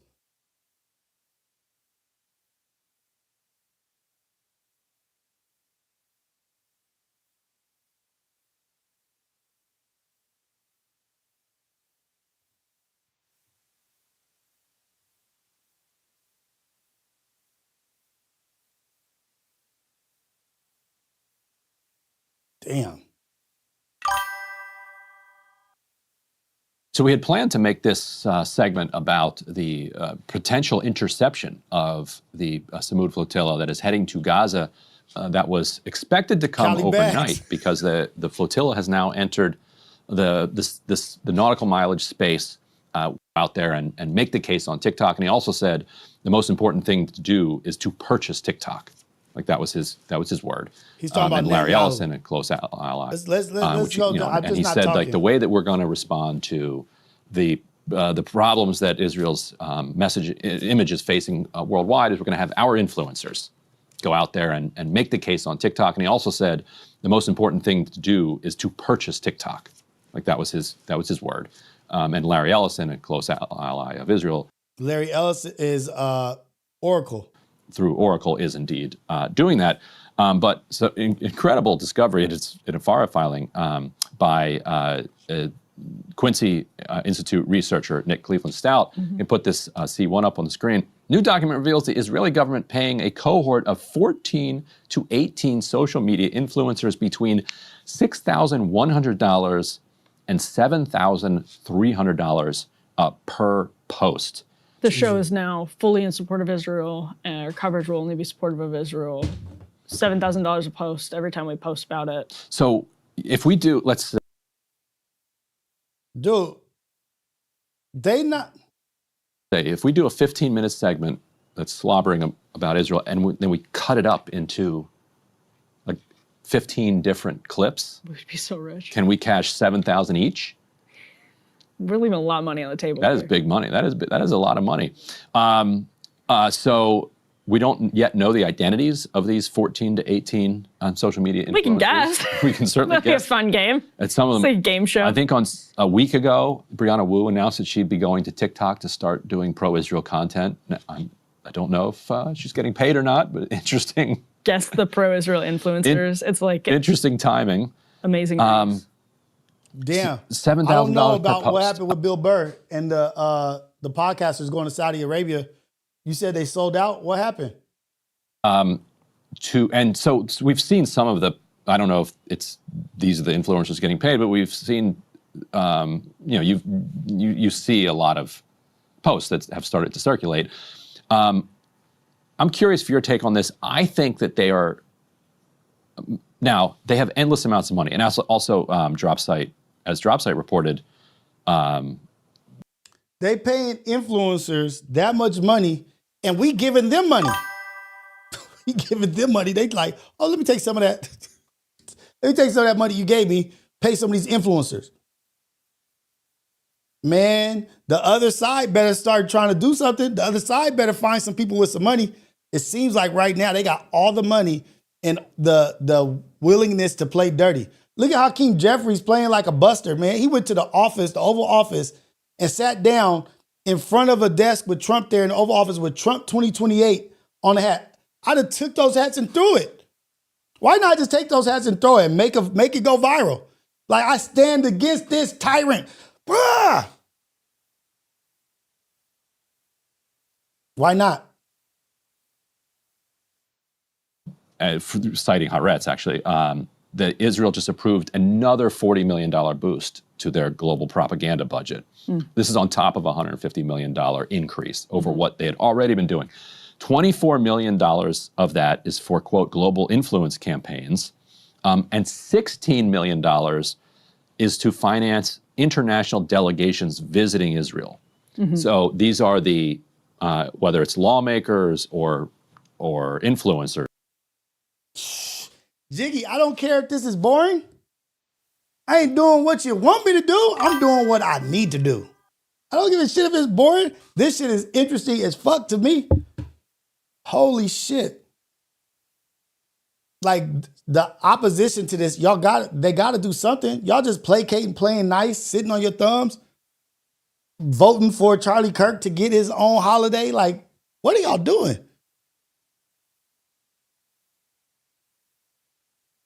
Damn. So wait, what did Bill Burr, oh my bad, somebody said something. Bill Burr did what?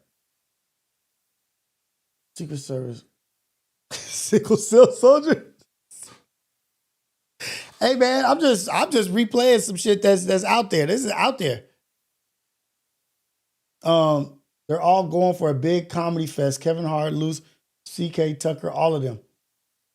What's wrong with them going out there though? Ohio? What's the big deal? What is it in support of? Let me look it up. I'm gonna look it up. But break it down. What's happening out there?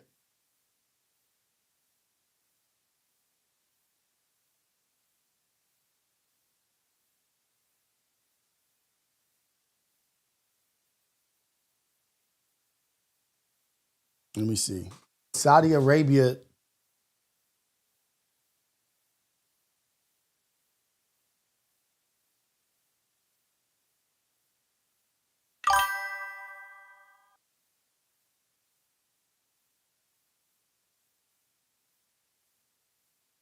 Let me see.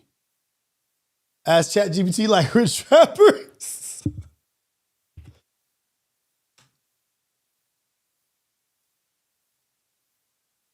Comedy Fest. Kevin Hart and Bill Burr. I don't know. I'm not sure what's so bad. What's the thing? Maybe I'm not connecting the dots here. Kevin Hart and Bill Burr are among the, well, shit, when you put it in Google, you are asking AI, really, because shit, look, AI overview comes up as soon as you put it into Google anyway.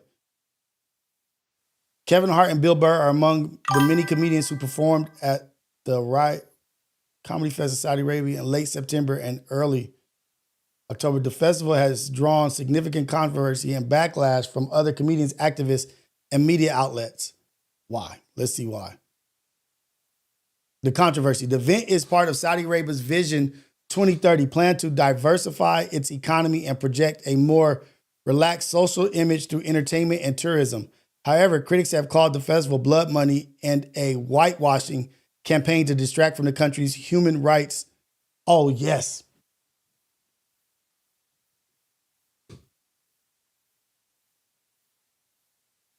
Oh, and Bill Burr defended his shit. Burr defended his performance on a podcast stating, people are cool, governments are the problem, and that the Saudi people he met just wanted to laugh. Okay, so I'll say this before I get out of here. People are cool, and governments are messed up. But who paid you? The people didn't pay you. Whoever threw that is part of the government. That's a government whitewash. That's a government thing. Same exact shit. It's controlling the narrative. It's the government paying you that money. It wasn't the people paying you the money.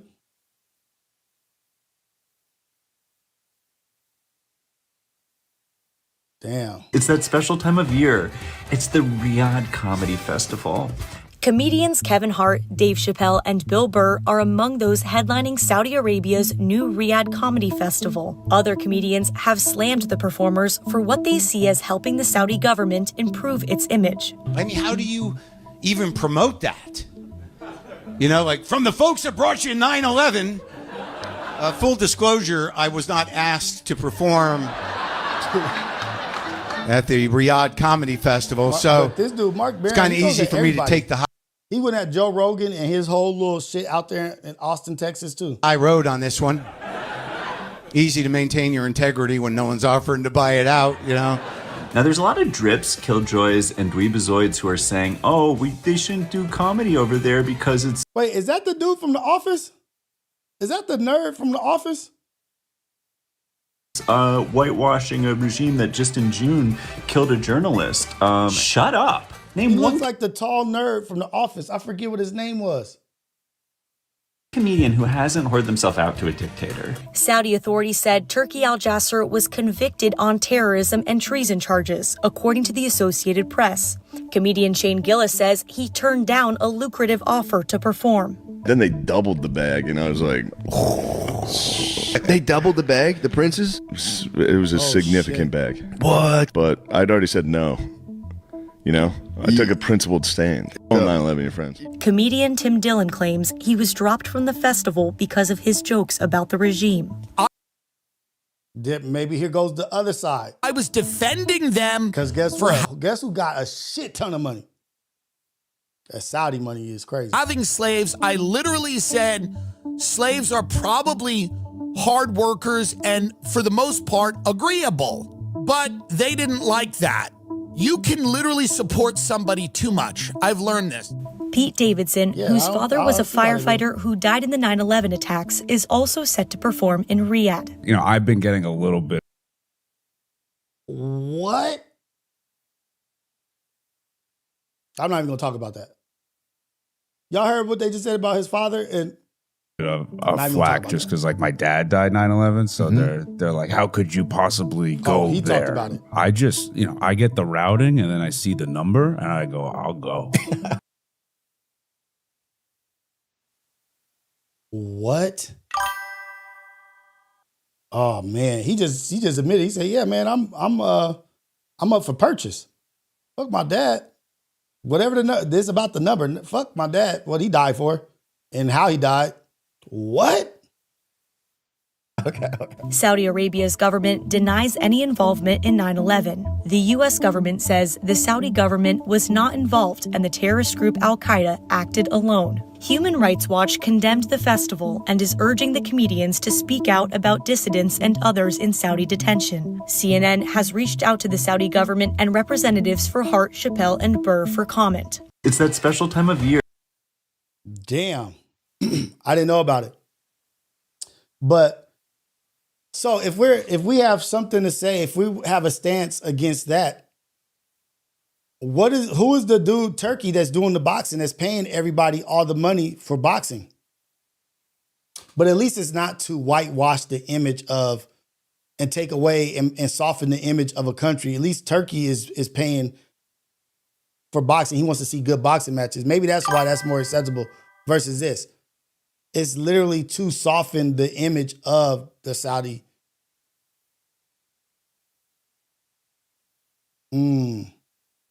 Damn. Dave Chappelle, Kevin Hart, Bill Burr. Damn. Well, not Kevin Hart. Kevin Hart ain't one of my favorite comedians. But Dave Chappelle and Bill Burr, I really like them. And I still like them. I'm not against them for whatever reasoning or what was said, what happened. I don't know. I don't know what's happening behind closed doors, but that does seem kind of sellouty. Like, and I really want to see how much money they got paid. How much did the comedians get paid?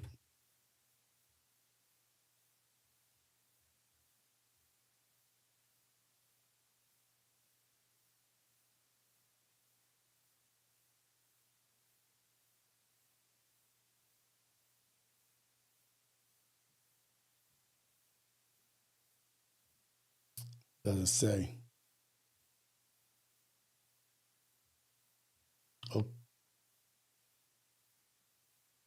Oh shit. So let me see and pull this up. It's saying, I don't have my glasses on. Performers have reportedly been paid between $350,000 and $1.6 million for their appearance. But according to an offer shared by one comedian, the money comes with stipulations barring jokes that could defame Saudi Arabia, the Saudi royal family, and the Saudi legal system, the Saudi government, or religion.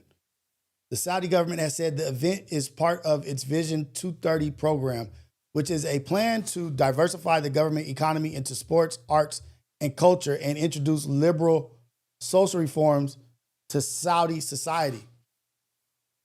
Well, don't you want them to introduce liberal social reforms to Saudi? Isn't that the complaint? Like they too hard on the people, hard on the women, and there's no openness. You can't be creative and be artistic. But there goes my thing about Turkey, the dude in boxing, is diversify the government's economy into sports, arts, and culture and introduce liberal social reforms.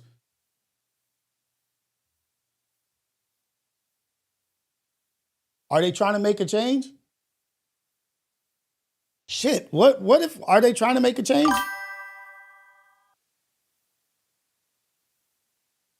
I don't know, maybe. Shit. What is that called? It's called the 230, what's the project called?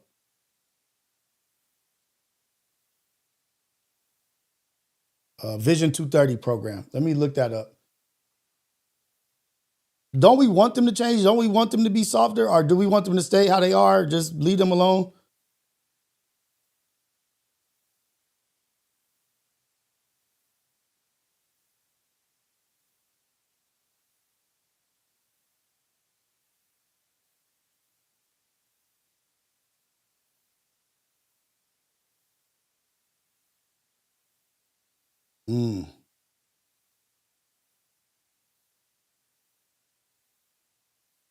Let me see. Since the launch of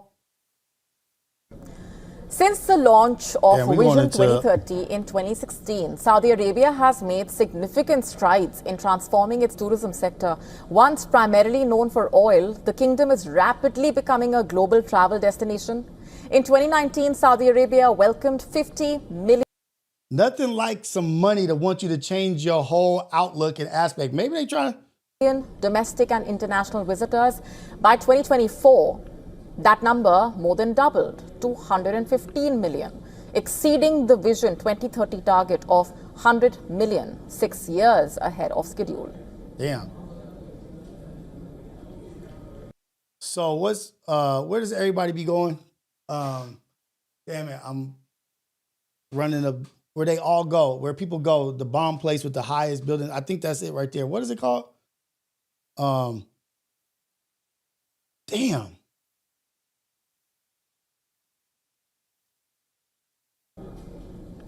In fact, tourism now contributes 5% to the national GDP, Where the up girls be from going getting paid? 3% in 2019. The ultimate goal, 10% of GDP by 2030. Saudi Arabia's investment in infrastructure, streamlined visa policies, and destination development is paying off, with electronic The e-visa is processing time is 2 to 5 minutes.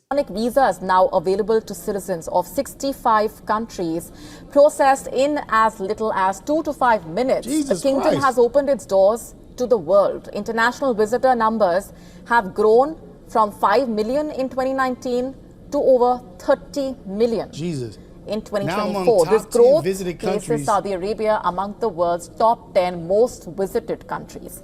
By 2030, it aims to Be the top 5 tourist spot. So that's what they're doing. So what do we want them to do? We want them to apologize. Like, we want them to apologize. Like, let's not just forget what you've done in the past and who you are. Yeah, we see that you're trying to change. You're trying to do this for money and to be a power player in the game. But do we just forget everything that you've done? 'Cause it's not like we ain't did some fucked up shit.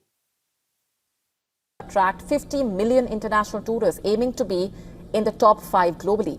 Saudi Arabia is promoting its cultural and natural heritage to a Dubai. global audience. Thank you, The Bloss. sector's rapid expansion is supported by a growing local workforce, with tourism employment rising from 2 to 7% in under a decade. The government is also working closely with international partners, especially the United States, to provide education and vocational training for young Saudis.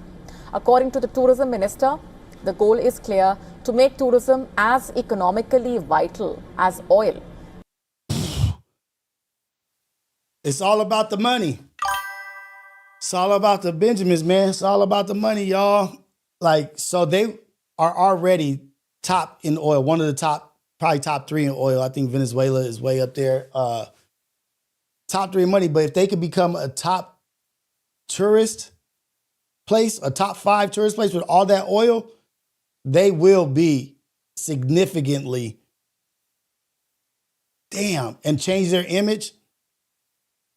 It's all about money. It's all about money. Because what they saw, they must have seen the play in Dubai. Like, look at how successful Dubai is. Look at how they are, like what they're doing with their economy and with their tourism and people coming to visit. Look at how they've changed the middle of the desert. Why can't that be all of us?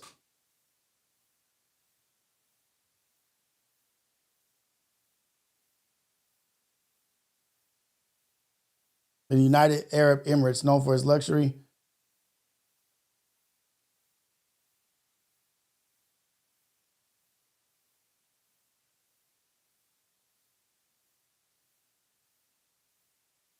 So Dubai is not a part of Saudi Arabia. It is a city and the Emirates within the United Arab Emirates. The UAE and Saudi Arabia are 2 separate countries of the Arabian Peninsula. Dubai is one of the 7 Emirates that from the Federation of UAE, with its capital in Dubai.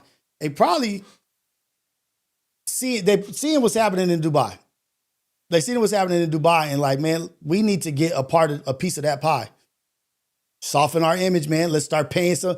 Like, damn, American celebrities, American influence, they throwing money at us. They throwing money at the American dollar, like at the American celebrities, the American influencers. There's so much power in what we do and what these people do that have these big platforms. Everywhere around the world, they see it and they're paying for it. Yeah, why not start your own platform? Why not get fan base rocking? Why not have Dave Chappelle, Kevin Hart, all these people support fan base in your own social media platform? Fucking Trump did it. He got Truth Social. They're putting the work in. Hey man, the whole world, that goes to the beginning of our the show today. The whole world is changing right in front of our eyes, man. Right in front of our face. Don't let it change you. Do your due diligence to remain a good person, to remain with your principles intact, with your ethics intact, your morals intact. Go to God, put God first, your family, your friends, your loved ones. Tell the people that you love them. Forgive people, man. Let's move forward in this world and in this life and be good people. The world as we know it has changed right in front of us. Everything has completely changed right in front of us. I'm not even going to go into how China is now mining the ocean floor for lithium. China is mining the ocean floor. They have the technology. They're the only ones with the machines and technology mining the ocean floor for lithium. All these electric vehicles, all these cars, all these things being operated are operated by lithium-ion batteries. And China is mining, and they're running out of lithium. Like in Africa or whatever, there's a limited source of lithium. But China is now mining the floor of the ocean, and they've learned how to take lithium out of seawater. And they're mining the floor.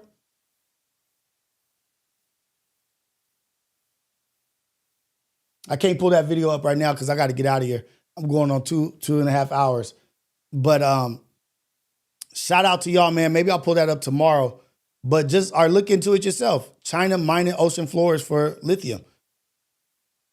People are making moves, man. They're making plays. But don't let them trick you out your bag. Stay on your 10 toes. Stay in your square. Embrace your family. Embrace your loved ones. Let go. Let God. Give it to God. Pray. Say your prayers. Be good people. Go out here. Be a blessing for somebody else out here in the world. It's all love all the time, man. Go out here. Be a blessing. Look, keep your eyes open for anybody out there in need of help. Anybody out there in need of help. Anybody out there in need of a helping hand, a kind word, someone to listen to them. Let's be that. Let's be impactful in other people's lives. Let's go out here with a purpose to help. Who can I help today? How can I be of service? How can I be the beacon of light that God wants me to be? And in that is how we live. And that's how we stay with purpose. That's how we stay active. We'll always have something to do if we have that mindset. Somebody's always in need of help. So shout out to the Ghetto Cafe, man, the coffee crew. You guys are always here showing love. I appreciate you guys. Damn, I should have did that video, but no, I'm not going to do it. Appreciate you guys. This is the Wake Up Show, Coffee with Rios. Please like and subscribe. Please like the video. Please subscribe to the channel. If you enjoyed this, we will be back tomorrow, same time, right here at the Ghetto Cafe. Love all y'all, man. Put your faith in God, like Speedboat says. Put your faith in God. Trust no man, trust God. Fear no man, fear God. We out of here, man. Y'all have a good one. It's a blessing. Thank you. Thank you. Thank you. We'll be back tomorrow. I'll see you guys in here tomorrow. We out.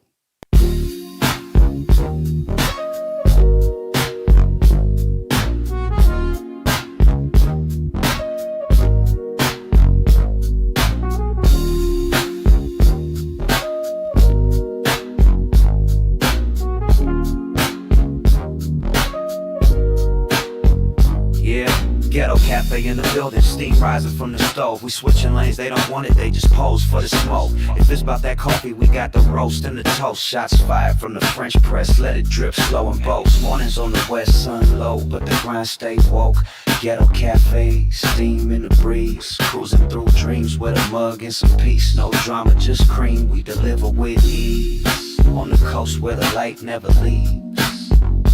Coffee with Rios, pour it up slow. Steam in the city while the sun lay low. Coffee with Rios, starting the show. Sip real smooth, let the wisdom flow. Coffee with Rios, pour it up slow. Steam in the city while the sun lay low. Coffee with Rios, starting the show. Sip real smooth, let the wisdom flow.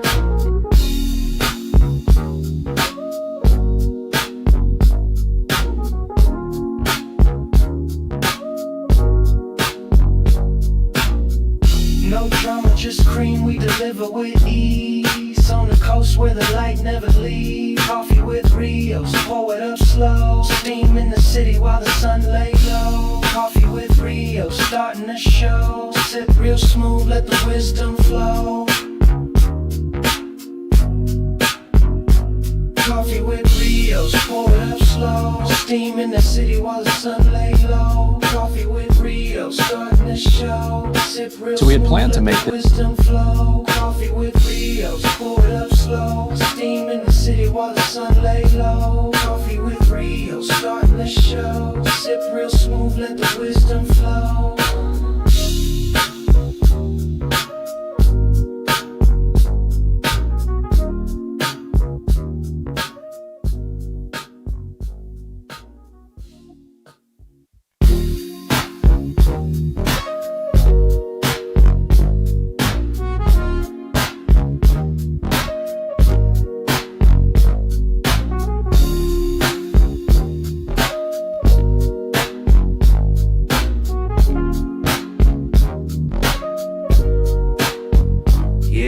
Ghetto cafe in the building, steam rising from the stove. We switching lanes, they don't want it, they just pose for the smoke. If it's about that coffee, we got the roast and the toast. Shots fired from the French press, let it drip slow and boast. Mornings on the west, sun low, but the grind stay woke.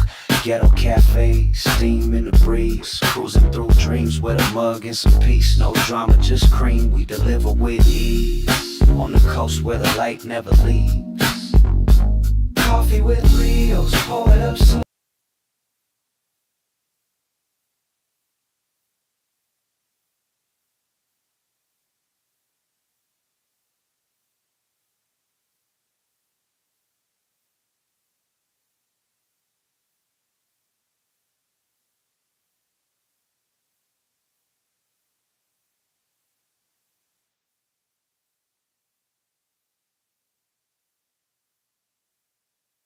Oh shit, that my bad. This ain't the guy that was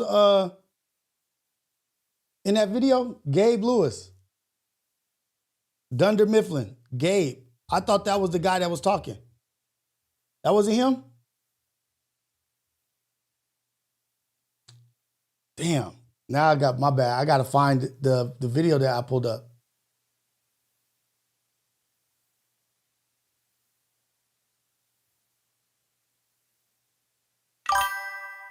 Hold on. My bad, y'all. I had to do this.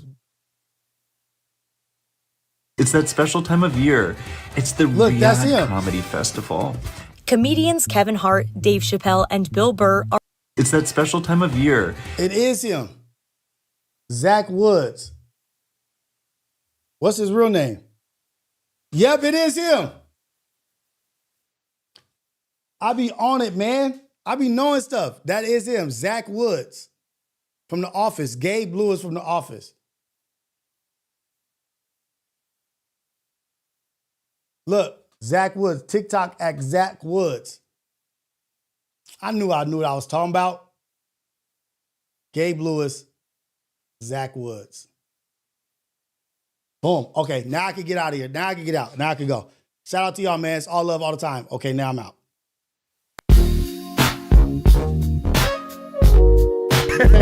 It's that special time of...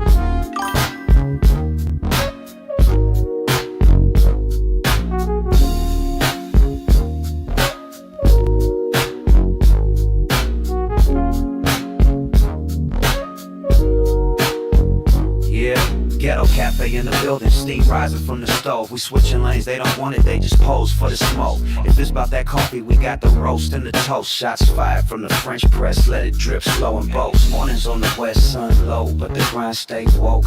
Ghetto cafe, steam in the breeze. Cruising through dreams with a mug and some peace. No drama, just cream, we deliver with ease.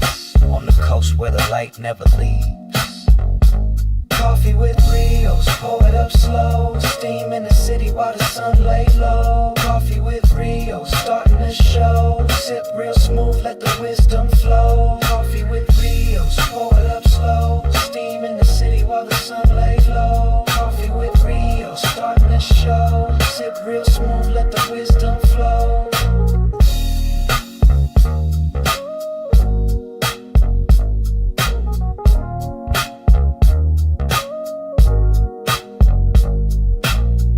No drama, just cream, we deliver with ease. On the coast where the light never leaves. Coffee with Rios, pour it up slow. Steam in the city while the sun lay low. Coffee with Rios, starting the show. Sip real smooth, let the wisdom flow.